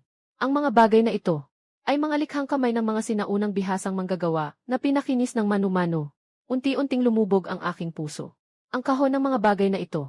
Sa modernong auction house, ay malamang na bawat isa ay makakabili ng isang bahay. Tumingala ako sa kanya. Ang aking mga mata ay puno ng pagtataka. Saan galing ito? Pagkatapos ng paglusob kagabi. Nakuha ito mula sa bahay ng mayayaman sa loob ng lungsod. Sa tingin ko, maganda ang kalidad nito. Kaya personal kong pinili ang isang kahon para sa iyo. Mahinahon ang tono ni Mukinglan. Ngunit may bahid ng hindi masyadong halatang pagmamalasakit sa kanyang mga mata. Pagkasabi pa lang niya nito, nang makita niyang bahagya akong nakakunot ang noo. At may bahid ng pagtutol sa aking mukha. Agad siyang nagpaliwanag. Huwag mag-alala, Boss Shai. Bagaman ang mga ito ay kinuha, hindi naman ito nakaapekto sa buhay ng mga tao. At hindi rin nadungisan ng anumang kaso ng pagpatay. Malinis na malinis. Naluwag ang puso ko ng kalahati. Basta't hindi duguan ang mga gamit. Pwede ko itong tanggapin. Nag-isip ako sandali, at nagtanong ng seryoso. Anong gusto mo? Isang napakahalagang bagay. Hindi ito mukhang simpleng pasasalamat lang. Kumaway si Mukinglan. Sa sinserong tono, ito ay personal na pasasalamat. Bukod dito, naghanda rin ako ng maraming ginto at pilak. Gusto kong bumili pa ng gamot na panlunas sa sugat mula sa iyo. Mas marami, mas mabuti. Kaya mo ba? Walang problema. Agad akong sumang-ayon. Agad na kumuha si Mukinglan ng isang tumpok ng mga papel na puno ng sulat mula sa kanyang manggas. Binasa niya ito ng salita bawat salita. Nang marinig ko ang napakaraming pangalan ng gamot at ang nakakagulat na dami nito. Napahinga ako ng malalim. Ang dami nito. Kahit paubos ko ang mga gamot sa kalahati ng mga botika sa syudad, hindi pa rin ito sapat. Nakasimangot ako. Masyado kang marami ang gusto. At mahigpit ang pagbabantay sa ilang gamot na reseta dito. Kung marami kang bibilhin, madali kang mapapansin ng mga otoridad. Baka makulong pa ako. Nagpaos ako. At sinabi ko ulit, ganito na lang. Sandali ka muna. Isusulat ko ang dami. Lalabas ako para kumontak sa mga espesyal na supplier. Magbibigay ako ng sagot sa iyo mamayang tanghali. Naintindihan naman ni Mukinglan. Tumango siya bilang pagsang-ayon. Pagkatapos magkasundo na babalik siya mamayang tanghali para sa balita. Tumayo siya para umalis. Habang dumadaan sa mga estante sa labas ng kusina, napansin niya ang mga hindi pa nabubuksang instant noodles. May bahid ng pag-asa sa kanyang mga mata. Naaalala ko noong huli kang nagbigay sa akin ng 2 kahon. Ng instant noodles na iyon. Masarap talaga. Pinuri ito ng lahat ng opisyal sa militar. Ito. Magkano? Hindi ko mapigilang matawa. Yung malasang-lasa mula sa seasoning packet ng instant noodles. Pero ito ay isang lasa na sadyang ginawa ng modernong industriya. Paano ito matatanggihan ng mga sinaunang tao? Kung gusto mo, bibigyan kita ng 2 kahon pa. Kung maramihan ang bibilhin, isang kahon, 5 tael ng pilak ang singil ko sa iyo. Ito ay ang malaking pakete na may dagdag na laman. 24 na pakete sa isang kahon. Sa totoo lang, hindi rin mababa ang aking gasto sa pagbili. Ito na talaga ang presyong makatao. Mabilis akong nagkalkula sa isip ko. 5 tael ng pilak ay halos 6,000 yuan sa Earth, at ang presyo ko sa pagbili ay wala pang 60 yuan bawat kahon. Ito ay 100 beses na tubo. Talagang napakabuti. Walang sinabi si Mukinglan. Diretso niyang inilabas mula sa kanyang dibdib ang isang mabigat na gintong bar na 10 tael. Kung gayon, unahin ko na ang 20 kahon. Wala akong ganoon karaming stock dito. Mag-aayos ako ng stock para sa iyo mamaya. Ikaw na muna ang magdala ng 2 kahon. Ituring mo na lang na regalo ko sa iyo. Habang sinasabi ko iyon, ay kumuha pa ako ng 2 malalaking pakete ng starch sausage at ibinigay sa kanya. Ito, balatan mo ang balat. Ilagay sa sabaw ng noodles at kainin. Mas masarap pa ang lasa. Tinanggap ni Mukinglan ang starch sausage. At paulit-ulit na tumango. Ang kanyang tingin ay muling napunta sa ergotao sa ilalim ng istante. At ang kanyang tono ay nagkaroon ng bahid ng pagmamakaawa. Yung matapang na alak noong huli. Sinabi ni Dr. Shen na itabi para sa paglilinis ng sugat. At hindi pinayagang inumin ng mga sundalo. Pero kakapanalo lang ng mga sundalo. Gusto kong uminom ng malakas. Dito sa iyo. Maaari ka pa bang magbenta sa akin ng alak? Unang beses ay estranghero, pangalawang beses ay magkakilala na. Sapat ang alak. Ihahanda ko para sa iyo ang malalaking lata. Nagkasundo silang magkita muli sa tanghali. Doon lamang kinuha ni Mukinglan ang 2 kahon ng harina at sausage. Umalis siya sa likod na pintuan ng pribadong kainan ng may pag-aatubili. Bumalik sa kampo. Si Yuchi Shen ay matagal nang naghihintay sa harap ng tolda. Pagkakita kay Mukinglan na bumalik, nanginginig sa tuwa ang balbas ng matanda. Kumuha ulit siya ng instant noodles. Ano naman itong mahaba at pulang bagay? Sinabi ni Boss Shi na ito ay tinatawag na starch sausage. Pwede na itong kainin kapag nabalatan. Sagot ni Mukinglan. Masarap ba? Tanong ni Dr. Shen. Agad siyang nagpakunot ng noo. Hindi pwede. Kailangan ko munang suriin kung may lason ito. Habang sinasabi niya ito, mabilis na inagaw ni Izzy Shen ang instant noodles at hotdog. Agad niyang sinimulan ang pagtikim. Habang binubuhusan ng mainit na tubig ang seasoning packet, agad na kumalat ang kakaibang bango sa buong kampo. Napalibutan ng mga sundalo ang labas ng tent. Walang tigil ang mga mata na nakatitig sa mangkok ni Izzy Shen, napatulo ang kanilang laway. Sino kaya ang unang makakatikim ng napakasarap na pagkain na ito? Kahit na may lason talaga. Sulit pa rin. Pagkatapos kong ihatid si Mukinglan, tumayo ako sa tindahan at natulala saglit. Maingat kong inilagay ang kahon ng mga alahas sa safe. Sa mahigit 20 taon ng aking buhay, ito ang unang pagkakataon na may babaeng nagbigay sa akin ng napakamahalagang bagay. At isa pa, isang magiting na babaeng general. Hindi ko mapigilang mapangiti. Nagsimula akong magpasya sa aking sarili. Dahil sa intensyon na ito, siguraduhin kong magiging matagumpay ang negosyo ng gamot na ito. Naglinis lang ako ng kaunti. Isinara ko ang pinto ng aking pribadong kainan. Naglalaan ako ng oras para kumain ng agahan at gawin ang mga bagay na kailangan. Diretso akong naglakad patungo sa paborito kong tindahan ng lugaw sa kanto.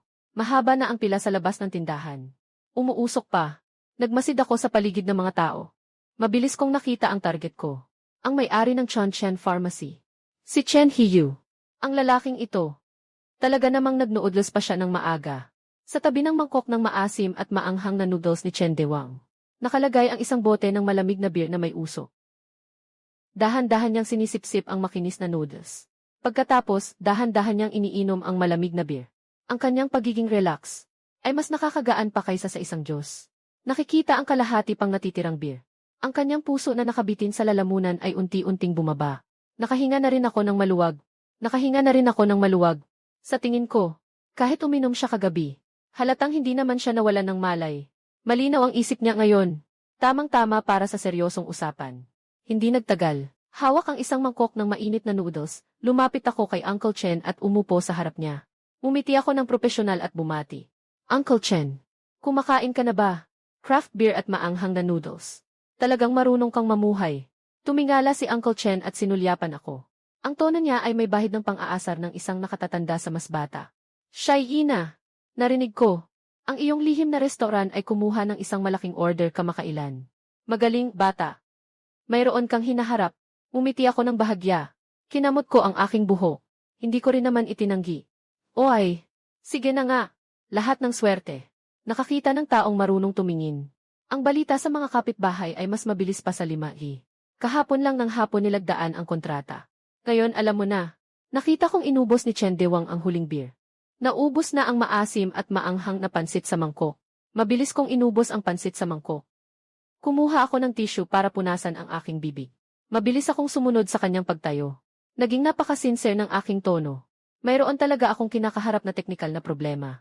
Gusto ko sanang humingi ng payo sa inyo, ang batikang eksperto sa mga pampalasa. Lumingon si Chen Dewang. Tinitingnan niya ako na parang may ngiti pero hindi. Sa mga mata niya, may pagkaunawa na alam na niya. Ikaw na bata ka. Kadalasan, mas mahirap pa sa pag-akyat sa langit ang pag-anyaya sa iyo dito. Kung walang kailangan, hindi ka naman kusang lalapit sa akin. Ano bang masamang balak ang iniisip mo? Kinakamot ko ang likod ng ulo ko at tumatawa ng mahina. Medyo nahihiya ang kanyang mukha. Noon, bata pa ako. Hindi ko pa naiintindihan. Napahiya ko kayo, Tio Chen. Ang ibig kong sabihin na hindi ko naiintindihan ay isang nakakahiya na alaala noong bata pa ako na nakatago sa aking puso. Noong taong iyon, nasa elementarya ako. Maaga akong gumising para pumasok sa paaralan. Natagpuan na nakahandusay si Chen Dewang sa harap ng kanyang tindahan ng mga gamit sa bahay at pampalasa, na parang nasusuka na siya ng todo. Ang kanyang mukha ay kasing putla ng papel. Natakot akong mabuti noon. Naupo ako sa gilid ng kalsada at umiiyak ng malakas.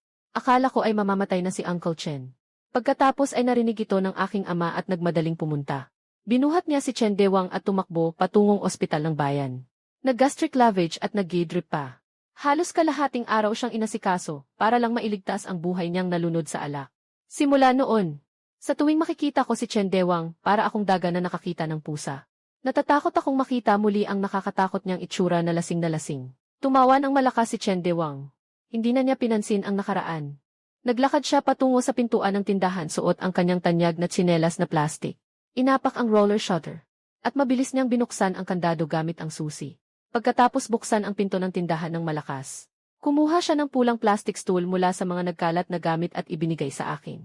Kumuha siya ng pulang plastic stool mula sa mga nagkalat na gamit at ibinigay sa akin. Umupo ka. Bakit ka papaikot-ikot sa akin? Anong problema mo? Pagkaupo ko, hindi na ako nagpaligoy-ligoy. Diretso na ako sa punto. Tito Chen, mayroon akong malaking kliyente na gustong umorder ng maraming premium na pampalasa at tuyong sangkap. Dahil napakalaki ng kanilang pangangailangan. Mas malaki pa ito kaysa sa stock ng maliit kong tindahan. Kaya gusto ko lang pong itanong, sa mga ganitong malalaking transaksyon, kaya niyo po bang ikonekta sa mga pinagmulan? Gaano karami? Tanong ni Chen Dewang. Habang kumuha ng sigarilyo sa counter at sinindihan, agad akong kumuha sa bulsa ng listahan na inayos ko kagabi. Iyon ay isang talaan ng modernong kagamitan na ginawa ayon sa pangangailangan ni General Mu. Magalang na inabot ito. Tinanggap ni Chen Dewang ang listahan. Pagkakita pa lang niya rito, ang mga matang kanina ay nakasara ay biglang nanlaki. Hindi niya napansin na nahulog ang abo ng sigarilyo sa damit niya. Hindi siya makapaniwala sa kanyang narinig. Ganito karami. Ang espesyal na asin pa lang ay 5,000 kilo na. At itong mga high-purity flavor enhancers. Espesyal na spice powder. Shai, magsabi ka ng totoo. Ano ang plano nila? Magbubukas sila ng food processing plant o magsisimula ng big chemical crisis? Handa na ako. Tumawa ng may pagkasarkastiko. I threw out the prepared speech. Oh, you said it. It is not that exaggerated. It is a multinational conglomerate's prepared draft for a wilderness survival training exercise. They said it is to simulate food support in extreme environments. So, this kind of high concentration and portable seasoning is in high demand. It did not ask for details. Malaki naman ang pangalan nila. Mabilis din silang magbayad. Sa amin na mga chef, hindi ba't bayad muna bago serbisyo? Basta't hindi ito labag sa batas. Mas kaunting problema, mas maganda.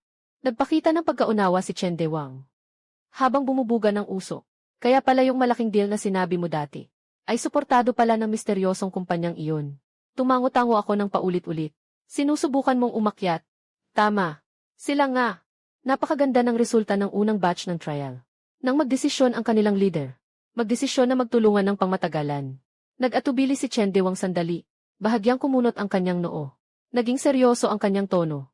May bahid ng payo ng nakatatanda. Xiao Shai, Tito Chen, payo lang. Kailangan mong maging mas maingat. Alamin mo muna ang lahat tungkol sa kumpanyang ito.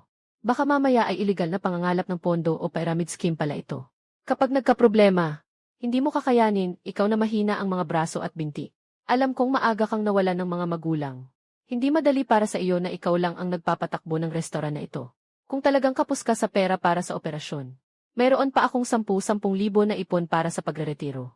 Kunin mo muna yan pang emergency. Huwag kang mahiya sa akin. Habang sinasabi niya yan, talagang kinuha ni Chen Dewang ang kanyang cellphone. Nagkunwari siyang bubuksan na ang page para sa transfer. Naramdaman ko ang init sa aking puso. Agad kong inabot at pinigilan ang kanyang pulso. Bahagyang nanubig ang aking mga mata. Tito Chen, alam kong nagmamalasakit ka sa akin. Maraming salamat po talaga. Pero huwag po kayong mag-alala sa pera. Kaya ko pa naman sa ngayon. Nagbayad na sila ng paunang bayad. At marami talaga ang bilang ng mga kalahok sa pagsasanay nila. Halos 10,000 ang bilang nila. Dapat sana ay nakipag-ugnayan sila sa malalaking kumpanya ng kalakalan. Ngunit dahil magaling ang relasyon ko sa kanilang pinuno ng procurement, gusto nila akong tulungan. Para kumita ako sa pagkakaiba ng presyo. Matapos ang mahabang pagpapaliwanag at maraming salita, sa wakas ay napapayag ko si Chen Dewang na bawiin ang cellphone. At napakalma ko na rin siya. Sumang-ayon na tulungan akong mag-supply. Isinuot ni Chen Dewang ang kanyang reading glasses. At muli niyang sinuri ang listahan. Napansin niya na bagaman malaki ang dami, ito ay mga karaniwang gamit sa kusina lamang. Ngunit napakataas ng kalidad na hinihingi. Kung para sa libu-libong tao, ang dami na ito ay makatuwiran. Matapos mag-isip ng matagal, sa wakas ay tumango siya. Sige na, ang mga bagay na nasa listahan mo ay kukunin ko mula sa wholesale headquarters sa probinsya. Pero dahil iba-iba ang klase, 3 araw ang pinakamabilis bago ko mapagsama-sama lahat. Sa tingin mo, sapat na kaya ang oras? Magaling! Salamat, Tio Chen, sa pagliligtas ng buhay ko. Tumango ako ng may determinasyon. Isang hindi mapigilang ngiti ng kasiyahan ang sumilay sa aking mukha. Bumuntong hininga si Chen Dewang. May halong pagkadismaya at pagmamahal ng isang nakatatanda ang kanyang tono. Kung ibang tao na hindi ko kilala ang bumili, ibebenta ko agad ng walang pag-aalinlangan. Kahit ano pa ang ginagawa niya. Pero iba ka. Lumaki ka sa aking paningin. Kailangan kong alagaan ka. Natatakot akong mapunta ka sa maling landas. Malinaw sa aking isipan. Ang pagkakaiba na sinasabi niya. Talagang itinuturing niya akong parang sariling pamangkin. Nagpasalamat ako kay Chen Dewang na may ngiti. Naging mas masigla rin ang aking boses. Huwag kang mag-alala, Tio Chen. Bibigyan kita ng mga lutong bahay araw-araw simula ngayon. Salamat sa iyong pagod. Ikaw na bata ka. Bakit ka pa nagiging magalang sa akin? Tiningnan ako ni Chen Dewang na may pagkainis. Ngunit nagbigay pa rin siya ng paalala tungkol sa mga panganib. Pagkain at gamot ay nagmumula sa iisang pinagmulan. Maliit na bagay lang kung mahal ang pampalasa. Paano kung makabili ka ng mga produktong walang tatak at makamatay ito? Hindi mo na malalaman kung saan ka iyak. Tama. Tama ang payo ni Uncle Chen. Sisiguraduhin ko na ang kalidad sa hinaharap. Agad akong pumayag. Napakababa ng aking pagtingin sa sarili. Nang matapos magsalita si Chen Dewang, umiti ako at nagtanong ng may pag-aalinlangan. Tito Chen, kailan ko makukuha ang pinakamabilis na batch? Mula sa mga stock, mahigpit ang pagmamadali nila sa akin. Sabi nila, paalis na ang mga nauna. Tinitigan ulit ako ni Chen Dewang. Pero tinapik pa rin niya ang hita niya at tumayo. Sige na. Pupuntahan ko na para tingnan mo. Marami pa sigurong natitira sa bodega. Bibigyan muna kita ng ilan para sa mga kailangan mo agad. Sabi niya, pumasok si Chen Dewang sa madilim na silid sa loob.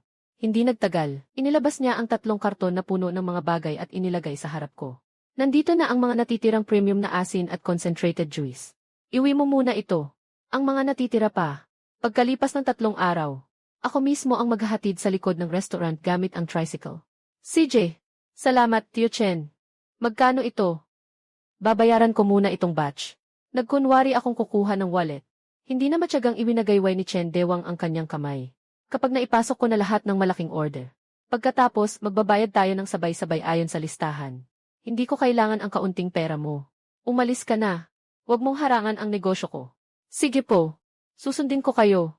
Hindi na ako magpapaligoy-ligoy pa. Buhatin ang mabigat na kahon at naghanda ng umalis. Tinawag ako ni Chen Dewang mula sa likuran. Ganito ka magdala. Hindi mo makita ang daan. Paano kung mahulog ang aking mahalagang pampalasa? Teka lang. Susunduin kita gamit ang e-bike ko. Umiti lang ako. Hindi ako tumanggi. Tingnan mo kung paano maingat na inayos ni Chen Detu ang kahon sa likod ng e-bike. Nakaupo ako sa likod. Hawak ang huling kahon ng kargamento. Sinundan ko siya pabalik sa aking pribadong kainan. Pagkatapos isara ang 3 kahon ng mga strategic supplies na ito sa bodega. Nagpaalam ako kay Chen Dewang. Pagkatapos ay nagtuloy ako sa Kin's Grain and Oil Shop sa dulo ng eskinita. Ang may-ari ng tindahan, si Kinbo, ay nagbenta lamang ng 300 piraso ng pinakamahusay na bigas kahapon. Ang may-ari ng tindahan, si Kinju, ay nakabenta lamang ng 300 kilo ng pinakamahusay na bigas kahapon. Bumili si tatay ng 2 kilong wochang rice kahapon. Bumili si tatay ng 3 kilong wochang rice kahapon. Nakita niyang nagmamadali na naman ako ngayon. Bigla siyang natuwa. Oh, Boss Xiao Shai. Babalik ka na naman para tumulong sa negosyo. Hindi ba sapat ang bigas kahapon? Umiti rin ako bilang tugon. Tio Kin, sabi ng kaibigan ko, maganda ang kalidad ng mga butil dito sa inyo. Masarap. Pinakiusapan niya akong kumuha pa ng isa pang batch para sa kanya. Malaki ang dami na kailangan sa pagkakataong ito. 2,000 gin. 2,000 gin ng bigas. Para sa mga modernong tao, marahil ilang tonelada ang katumbas nito. Ngunit para sa isang hukbo ng 10,000 sundalo noon, kung magtitipid sa pagkain, at bawat isa ay bibigyan ng 2,000 para gawing lugaw. Sapat na iyon para sa ilang panahon. Malamang nagduda si Kinbo kung tama ang kanyang pandinig. Sa kawalan ng malay, nagtanong siya pabalik. Gaano karami? 2,000 kilo. Kasya ba yan sa maliit mong kainan? 2,000 kilo nga. Malakas ang pagtango ko. Dagdag ko. Lahat ay pinaghalong matagal itabi na bigas at pinong harina. Komplikado ang kapaligiran kung saan sila nag-ensayo. Kung masyadong delikado ang bigas, madali itong masira. Siguraduhing sapat ang dami. Hindi dapat kulang. Nang marinig ni Uncle Kin ang malaking order, namula ang kanyang mukha sa tuwa. Ito na ang kanyang kita sa loob ng kalahating buwan. Mabilis siyang lumingon at kumuha ng maliit na supot ng sample sa likod ng counter. Tingnan mo ito. Ang bagong ani ngayong taon. Walang problema sa kalidad. Kung malaki ang kukunin mo, bibigyan kita ng wholesale price. Umiling ako. Seryoso ang mukha ko. Isa lang ang hiling ko sa bigas. Mabusog ako. Malinis. Ito ay para sa mga taong nag-ensayo. Hindi kailangang masyadong magarbong. Bigyan mo na lang ako ng presyo tulad ng dati. Magdadagdag na lang ako ng bayad sa pagpapadala. Diretso mo na lang itong ihatid sa maliit na bodega sa likod ng restaurant. Sige po. Walang problema. Tatawagan ko na ang sasakyan para sa paghahatid. Agad na pumayag si Kinbo. Matapos maibigay ang lahat ng tagubilin. Bumalik ako sa restaurant. Malapit na ring dumating ang mga instant food at bottled water na in-order ko. Kailangan kong bantayan. Binuksan ko ang malaking pinto ng restaurant. Naglabas ako ng rattan lounge chair at umupo sa harap ng pinto. Nagsimula na naman ang aking pagbabantay sa tindahan. Madilim ang langit ngayon. Paminsan-minsan, humihip ang hangin sa eskinita. Inaalis nito ang init. Malamig sa balat. Nakakagaan ng pakiramdam. Kinuha ko ang aking cellphone at nagsimulang manood ng mga short video para pampalipas oras. Habang nanonood ako, napansin ko lang kakaiba ang algorithm. Ang mga nilalaman na ipinapakita sa akin ay puro tungkol sa pagtingin sa mga sinaunang artifact. Ang presyo ng mga pilak na ingwat ng Ming Dynasty. Mga video tungkol sa pagkilala sa mga peking porselana ng Song Dynasty. Hindi ko napigilan ang mapait ng ngiti. Ito ay dahil kagabi ay madalas akong naghanap sa Taobao at search engine ng mga presyo ng pagbili ng mga ingot at mga paraan para ma-cash out ang mga antigo. Na-capture ako ng big data. Ang cellphone na ito, mas nakakaintindi pa sa akin kaysa sa nanay ko. Sa kalagitnaan, may ilang pamilyar na customer na dumaan. Bumili ng ilang bot ng espesyal na plum juice. Ako naman ay masarap na nanonood ng video kung saan ipinapaliwanag ng eksperto ang problema sa kadalisayan ng 100 de silver. Biglang may narinig akong malinaw at masayang boses ng babae sa aking tabi. Pogi. Nagkataon naman. Nandito pala ang tindahan mo. Napatingala ako nang nagtataka. Bigla kong napansin ang isang babaeng nakasuot ng business attire. May suot na salamin na may gold frame at may malamig na aura. Nakatayo sa harap ko. Ang dati niyang malamig na mukha ay puno na ngayon ng saya sa muling pagkikita. Tinitigan ko siya. Biglang kumabog ang dibdib ko. Hindi lang ito ang pagtanggap ko ng mga gintong bar sa kamay ko, ang may-ari ng pawn shop na si Quick Siang. Tumayo ako ng medyo alanganin. Umiti ako ng nahihiya. Boss Kui, bakit po kayo napunta rito? Medyo liblib ang lugar na ito. Nakatira po ba kayo malapit dito? Umiling si Quick Siang. Paliwanag niya na may ngiti. Hindi. Nakatira ang lolo ko sa likod na lumang bahay na iyon. Naglaan ako ng oras para bisitahin siya ngayon. Kanina lang, akala ko ikaw yun. Hindi ko akalain na ikaw nga. Ang lolo niyo po ay, natanong ko lang. He's shopping. Mabilis na sagot ni Quick Siang. Pagkasabi nito, narinig ko lang ang ugong sa utak ko. Parang may kulog na pumutok sa tabi ng tenga ko. Napakasama. Si Quick Siang pala ay apo ni Lolo He. Si Lolo He ay kilala sa buong distrito bilang isang buhay na diksyonaryo. Nakatira siya dito ng 80 taon. Alam niya kung ilang bawang ang mayroon ang bawat pamilya sa kapitbahayan. Ang pamilya ko, 3 henerasyon na kaming mga tapat na kusinero. Alam ng lahat kung ano ang kaya namin. Nang pumanaw ang aking mga magulang, maliban sa sirang kainan na ito at ilang libong ipon, wala kaming ibang mana, kung ipagmalaki ni Quixiang kay Lolo He, na nakakuha siya ng napakagandang gintong bar mula sa akin. Ang sikreto ko ay mabubunyag agad. Napatawa na lang ako.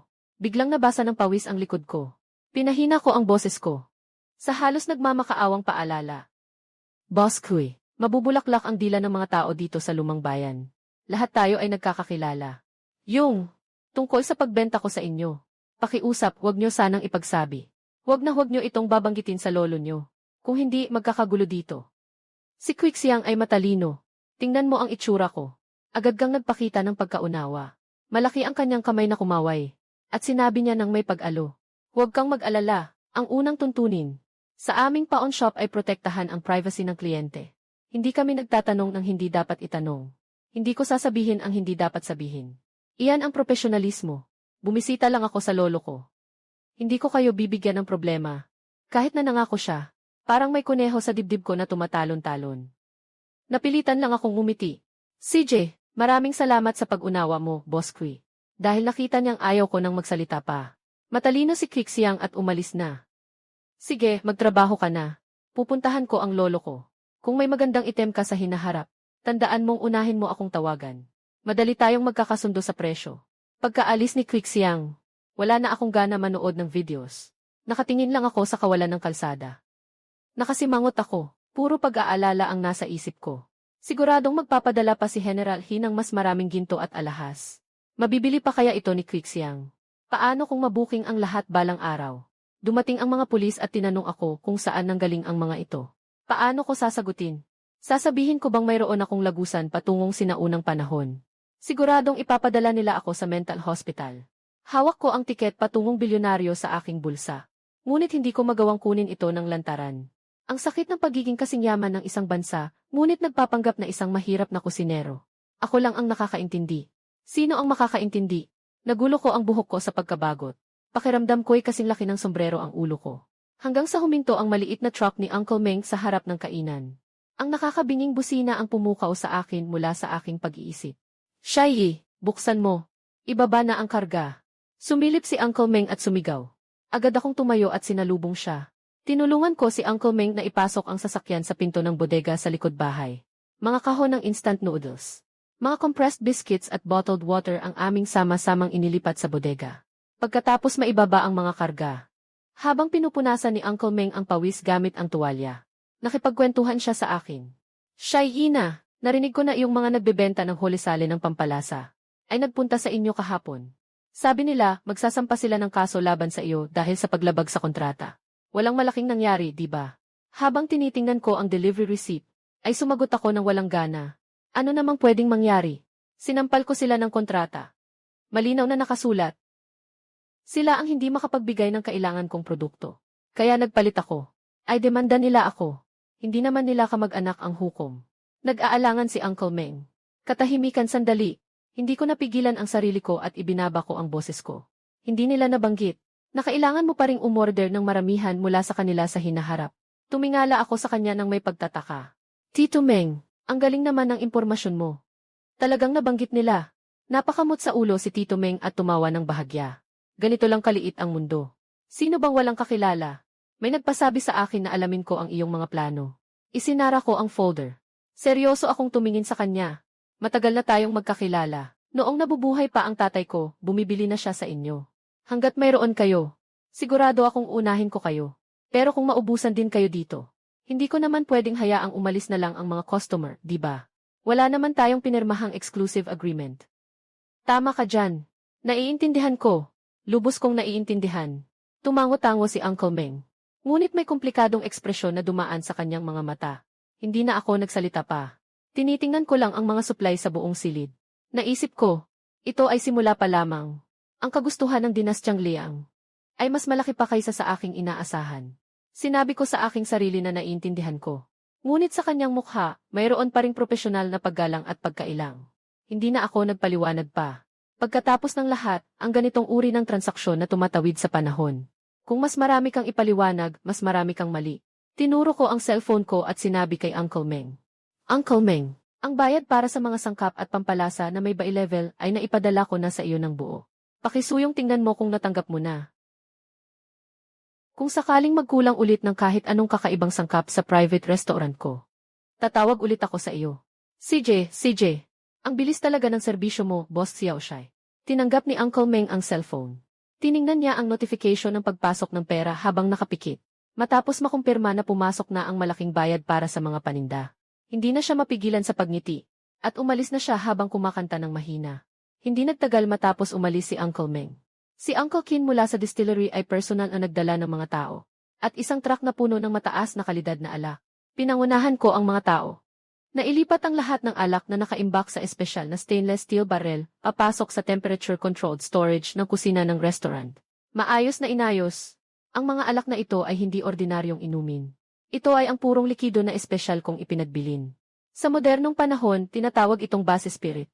Ngunit sa dinastyang Liang, ito ay sapat na upang maging sanhi ng pag-iinit ng mga espesyal na sundalo sa gabi. Lahat ay handa na. Tiningnan ko ang lumang orasan sa dingding.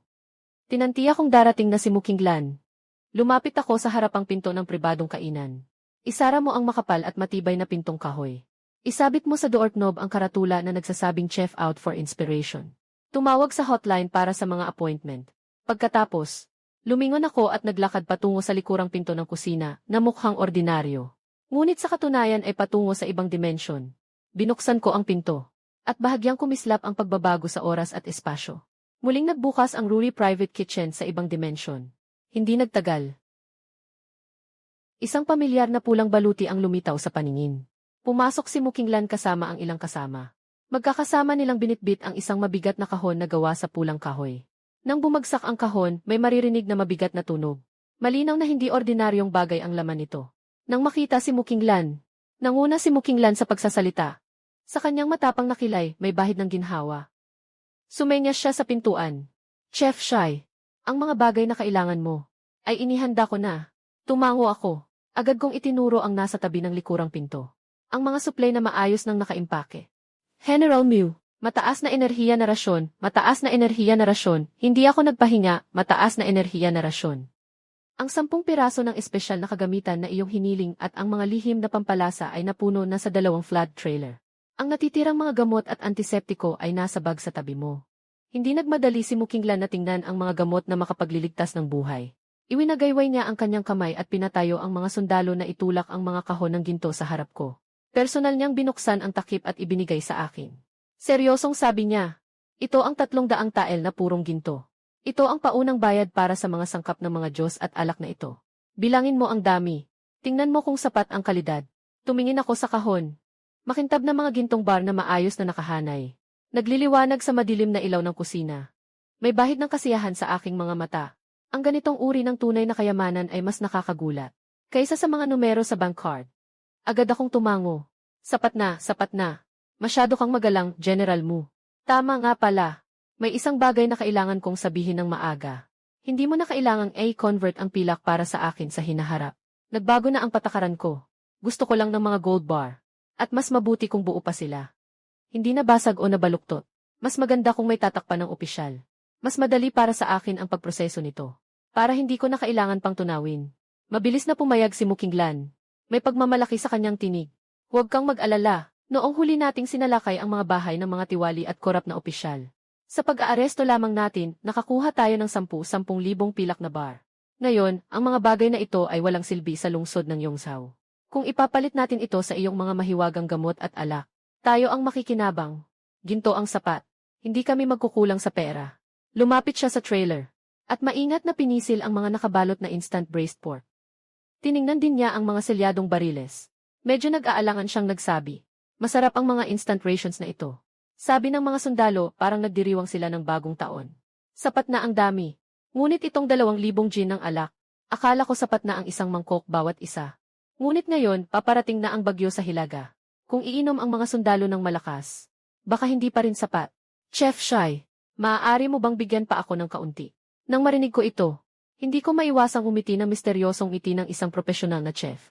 Hindi na ako nagpaliwanag pa. Diretso akong lumapit sa isang bariles ng alak. Binuksan ang balbula at nagbuhos ng isang maliit na mangkok. At iniabot sa kanya. General Mew, tikman mo muna ang alak na ito. tungkol sa kung sapat na ba o hindi. Kinuha ni Mukinglan ang ceramic bowl. Siya ay anak ng isang general. Siya ay anak ng isang general. May malakas na personalidad. Hindi na nag-isip at uminom siya ng malaking lago. Sa susunod na segundo, ang kanyang mukhang puno ng tapang ay biglang napasimangot. Parang naglalaro ng match 3 game ang mga tampok ng mukha niya, nagsisiksikan. Ok. Hindi niya ito inaasahan. Ang init ay parang naglalakbay pababa sa kanyang lalamunan, diretso sa kanyang sikmura. Para siyang lumunok ng apoy. Kasunod nito, isang matapang na amoy ng alak ang umakyat sa kanyang ulo. Agad na namula ang kanyang maputing pisngi. Naging mainit ang buong katawan niya. Nakangiti kong tinanong, "Kumusta? Ang alak na ito, hindi ba sapat ang isang mangkok bawat isa?" "Sapat na. Sobrang sapat na." Pinunasan ni Mukinglan ang bahid ng alak sa kanyang bibig. Nagtataka. Hindi pa ako nakakatikim ng ganito katapang na alak. Ang alak sa palasyo ay parang pinaghalong tubig na ihi ng kabayo kung ihahambing dito. Kung iinom ka ng marami nito, siguradong malalasing ka hanggang mamatay. Maaaring maapektuhan ang mga gawain ng militar. Isang mangkok bawat isa. Sapat na para sa init at tapang. Sakto lang. Siguraduhing maayos ang mga kalakal. 20 kahon ng espesyal na high-energy rations. 30 kahon ng vacuum-sealed cooked food. 50 kilo ng emergency medicine at 40 bariles ng espesyal na alak. Parang nakakuha ng kayamanan ang mga sundalo. Maingat nilang tinulak ang mga cart palabas. Pinabalik ni Mukinglan ang mga sundalo sa kampo dala ang mga supply. Ako naman ay bumalik sa aking pribadong restaurant. Malinaw na mayroon pa siyang gustong sabihin. Narinig na ng lahat ang tungkol sa may-ari ng maliit na restaurant na ito sa kailaliman ng bundok, isang batang lalaki na gwapo, at isang kakaibang lalaki na napakahusay magluto. Ngayon, nakita nilang nagpaiwan ang kanilang general. Agad silang nagsimulang mang-asar. Oy, hindi nakapagtataka kung bakit nag-ayos pa ng kaunti ang general bago lumabas kanina. Kaya pala para makita si Boss Shai. Ano bang alam mo? General, ang tawag dito ay babae nagpapaganda para sa nagpapasaya sa kanya. Ang galing ni Boss Shai. Sino bang hindi mahuhumaling? General, bilisan mo na. Kami namang mga ordinaryong sundalo, babalik na sa kampo at maghihintay ng masarap na alak. Hindi namin kayo guguluhin habang nag-uusap kayo ng mahahalagang bagay. Tama. Kung mahuli ka sa trabaho sa pribadong restoran na ito, General, okay lang kung hindi ka na umuwi sa kampo ngayong gabi. Naunawaan ka namin. Nagtawanan ang mga lalaki. Umalis sila na may dalang mga bariles ng alak, maingay. Iniwan si Mukinglan na nakatayo sa kinatatayuan niya. Umiling siya, halong pagkadismaya at pagkapahiya, habang natatawa. Ngunit ang kanyang mga tainga ay bahagyang namula. Nang makalayo na ang mga sundalo, lumingon si Mukinglan at pumasok sa tindahan. Kumuha ako ng isang upuang plastik na estilong Nordic at inilagay sa labas ng bar. Nakangiti kong sinabi, "Maupo ka." "General Mew, mayroon pa bang kailangan ipagbilin sa akin na isang kusinero?" Tahimik na umupo si Mukinglan. Kinuha niya mula sa kanyang dibdib ang isang supot na may borda ng hugis kilin at ibinigay sa akin. "Mayroon pa ritong 30 gintong bar. Ito ay bilang paunang bayad. Pakihanda na po ang natitirang gamot para sa pamamaga at gamot sa heatstroke sa lalong madaling panahon. Mas mahalaga pa ang mga ito kaysa ginto sa larangan ng digmaan." Tinanggap ko ang supot. Naisip ko, ito na naman, mahigit 20 milyon ang kita. Bigla akong naging masigla. Binuksan ko ang tablet at pinakita ang mga produkto. Pinakita ko sa kanya. Kailangan kong kumuha ng mga ito mula sa malalaking wholesaler sa syudad. Pinakamabilis ay 3 araw. Sa iyo naman, sapat ba ang oras? Napatingin sa akin si Mukinglan. May bahid ng banayad na pagmamahal sa kanyang mga mata. Mahinang sagot niya, "Sapat na. Sa loob ng 3 araw." Hindi pa agad ibibigay ang utos na lisanin ang Yongzhou City. Sandali siyang tumigil. Biglang nagbago ang tono, tila malungkot. Ang pagkuha sa Yongzhou ay tagumpay na pinaghirapan ng mga sundalo gamit ang kanilang buhay. Ngunit ang mga kasunod na negosasyon ay tungkol na sa mga sibil na opisyal at sa korte. Bilang isang general, hindi ko na iyon masyadong magagawa. Ngayon, natapos na ng hukbo ni Mo ang pinakamahirap na labanan. Ang natitira ay ang pagtalima ko at ng aking ama sa mga utos. Bumalik sa korte para umani ng gantimpala. O manatili dito para sa depensa. O, bumalik sa dating tahanan sa Taizao. May bahid ng pag-aalala sa mga mata ni Mukinglan. Ang emperador ay likas na mapaghinala. Ngayon, ang Mu family army ay masyadong maimpluwensya. Baka hindi niya magawang payagan akong dalawa at ang aking ama na manatili sa hukbo na may kapangyarihan. Malamang, isa sa kanila ay ililipat. Habang pinakikinggan ko ang kanyang pagsusuri, bigla akong nakaramdam ng hindi magandang pakiramdam. Ang ganitong sitwasyon kung saan ang nagawa mo ay nakalamang sa pinuno, ay nangyari na ng maraming beses sa kasaysayan. Ang mga gamot at supply na ito ay hindi lahat para sa kasalukuyan, kundi para sa hinaharap. Tinitingnan ako ni Mukinglan sa mababang tinig kung ang Mu Family Army ay ililipat o kung ako ay ipapatawag sa kabisera. Malamang, mahirapan na akong mahanap muli ang iyong mahiwagang pribadong restaurant. Kaya't iminungkahi ng Dr. Shen sa militar.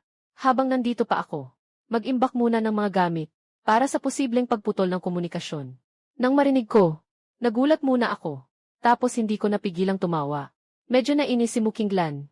Tinitigan niya ako. Nababahala ako. Bakit ka tumatawa? Pinipigilan ko ang aking tawa. Tinitingnan ang kanyang maningning na mga mata at sinabi, General Mew, baliw ka ba? Ang dahilan kung bakit ang pribadong restaurant na ito ay lumitaw sa lungsod ng Yongzhou ay dahil nandito ka. Ikaw ang tanging kliyente na nakatali sa akin. Naiintindihan mo ba? Kahit saan ka pa mapunta sa hinaharap. Basta gusto mo, mahahanap mo ako. Biglang tumingala si Mukinglan. Ang kanyang magagandang mata ay puno ng pagtataka at kawalan ng paniniwala. Totoo ba ito? Kahit nasaan man ako, lalabas ang pintong ito. Tumango ako, at paliwanag ko ng matyaga. Totoo naman. Ito ang patakaran ng aking Rui Private Kitchen. Kailangan mo lang isipin ang pangalan ng lugar o restaurant na hinahanap mo. Tapos lumakad ka ng 50 hakbang pahilaga. Lumakad ka pa ng 20 hakbang pasilangan. At makikita mo ang likurang pinto papunta sa akin. Akala ko'y kanina mo pa yan napansin. Sa totoo lang, nagpapasalamat din ako na mayroon akong karapatang magpaliwanag sa sistema. Si Mukinglan ang aking pangunahing kliyente. Siya rin ang tanging nagpapakabahalang ko sa mundong ito. Kung siya'y umalis, hindi lang nawala ang daan ko patungong kayamanan. Sino ang pupuno sa kawalan sa puso ko? Napatulala si Mukinglan habang nakatingin sa akin. Matagal bago siya nakabawi. May hindi maitagong pananabik sa kanyang tinig. Talaga bang pwede ito? Lalabas ako ngayon para subukan. Nakita ko ang kanyang likuran na nagmamadaling lumabas na parang isang mausisang dalaga. Hindi ko napigilan ang sarili kong tumawa. Ang babaeng general na ito na malupit sa digmaan ay talagang simple at kaibig-ibig sa ilang mga paraan.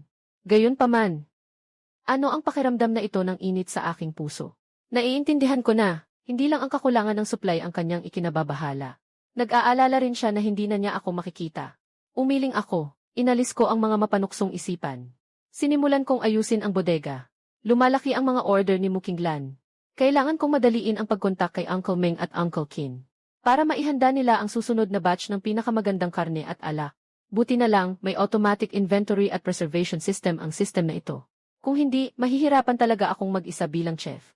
Pagkalipas ng 3 araw, dumating nga ang mga supplier ng tama sa oras dala ang mga kalakal. Binayaran ko agad.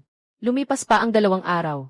Muling dumating si Mukinglan kasama ang mga sundalo para kunin ang mga kalakal. Nakita niya ang mga dekalidad na dilata at pinong mantika na nakasalansa na parang bundok sa bodega. Ang pagkamangha sa kanyang mga mata ay napalitan ng malalim na pasasalamat. Talaga bang naipaghanda mo lahat? Masigit pa sa aking inaasahan. Umiti ako at pinagpag ang alikabok sa aking kamay. Natural lang. Sabi ko nga, hindi ko pwedeng ipagpaliban ang iyong mahalagang gawain. Sa Dalayang Dynasty, ikaw ay isang general na nagtatanggol sa bansa. Sa akin naman, ikaw ang pinakamahalagang bisita ko. Bakit naman papagantayin ang mga kumakain? Tinitingnan ako ni Mukinglan. May mga komplikadong emosyon sa kanyang mga mata. May pasasalamat, may paghanga, at isang bahid ng pagdepende na hindi niya napapansin. Matagal siyang natahimik. Sa sandaling pagtawid niya sa pinto, bigla siyang lumingon at nagsabi, Shai, kapag natapos ko itong trabaho ko, gusto kong tikman ng seryoso ang mga lutong bahay mo. Yung mga mainit na ulam na hindi kailangang iwi. Napatulala ako. Pagkatapos, narealize ko na niyaya niya ako. Namula ang pismi ko. Umiti siya bilang tugon. CJ, sisiguraduhin kong maghahanda ako ng isang piging na hindi mo pa nakikita. Hihintayin ko ang iyong ligtas na pagbabalik. Umiti si Mukinglan. Ito ay kasing ningning ng pagkatunaw ng yelo at niebe. Lumingon siya at umalis kasama ang kanyang mga tauhan. Ang kanyang likuran ay naging matatag sa paglubog ng araw. Habang pinapanood ko siyang naglalaho sa mga alon ng espasyo at oras, nakatayo ako sa pintuan ng kusina. Isang pakiramdam ng kasiyahan na hindi ko pa nararanasan ang bumalot sa akin. Isang babaeng general mula sa sinaunang panahon. Napasan ang kapalaran ng kanyang bansa. Isang nangungunang chef mula sa modernong panahon. Na naghahangad ng pinakamataas na sarap. Dahil sa maliit na pribadong kainan na ito. Sa mga wasak na guho sa malungkot na hangganan na ito. Nabuo ang isang kahanga-hangang ugnayan. Isinara ko ang likurang pinto. At bumalik sa modernong bar. Nagsimula akong bilangin ang mga gintong bar na nakuha ko ngayong araw. Sapat na ang mga gintong ito para magastos ko habang buhay. Ngunit alam ko, Higit pa sa yaman ang gusto ko. Pinagmamasdan ko ang mga ilaw ng lungsod sa labas ng bintana. Ngunit ang isip ko ay nasa kalangitan ng Daliang Dynasty. Hihintayin ko siya dito. Ano man ang magbago sa sitwasyon. Ano man ang magtagpo ng mga panahon.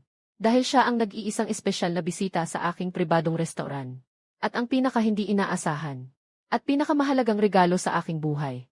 Ang aming paglalakbay sa pagpapagaling sa pamamagitan ng pagkain ay nagsisimula pa lamang.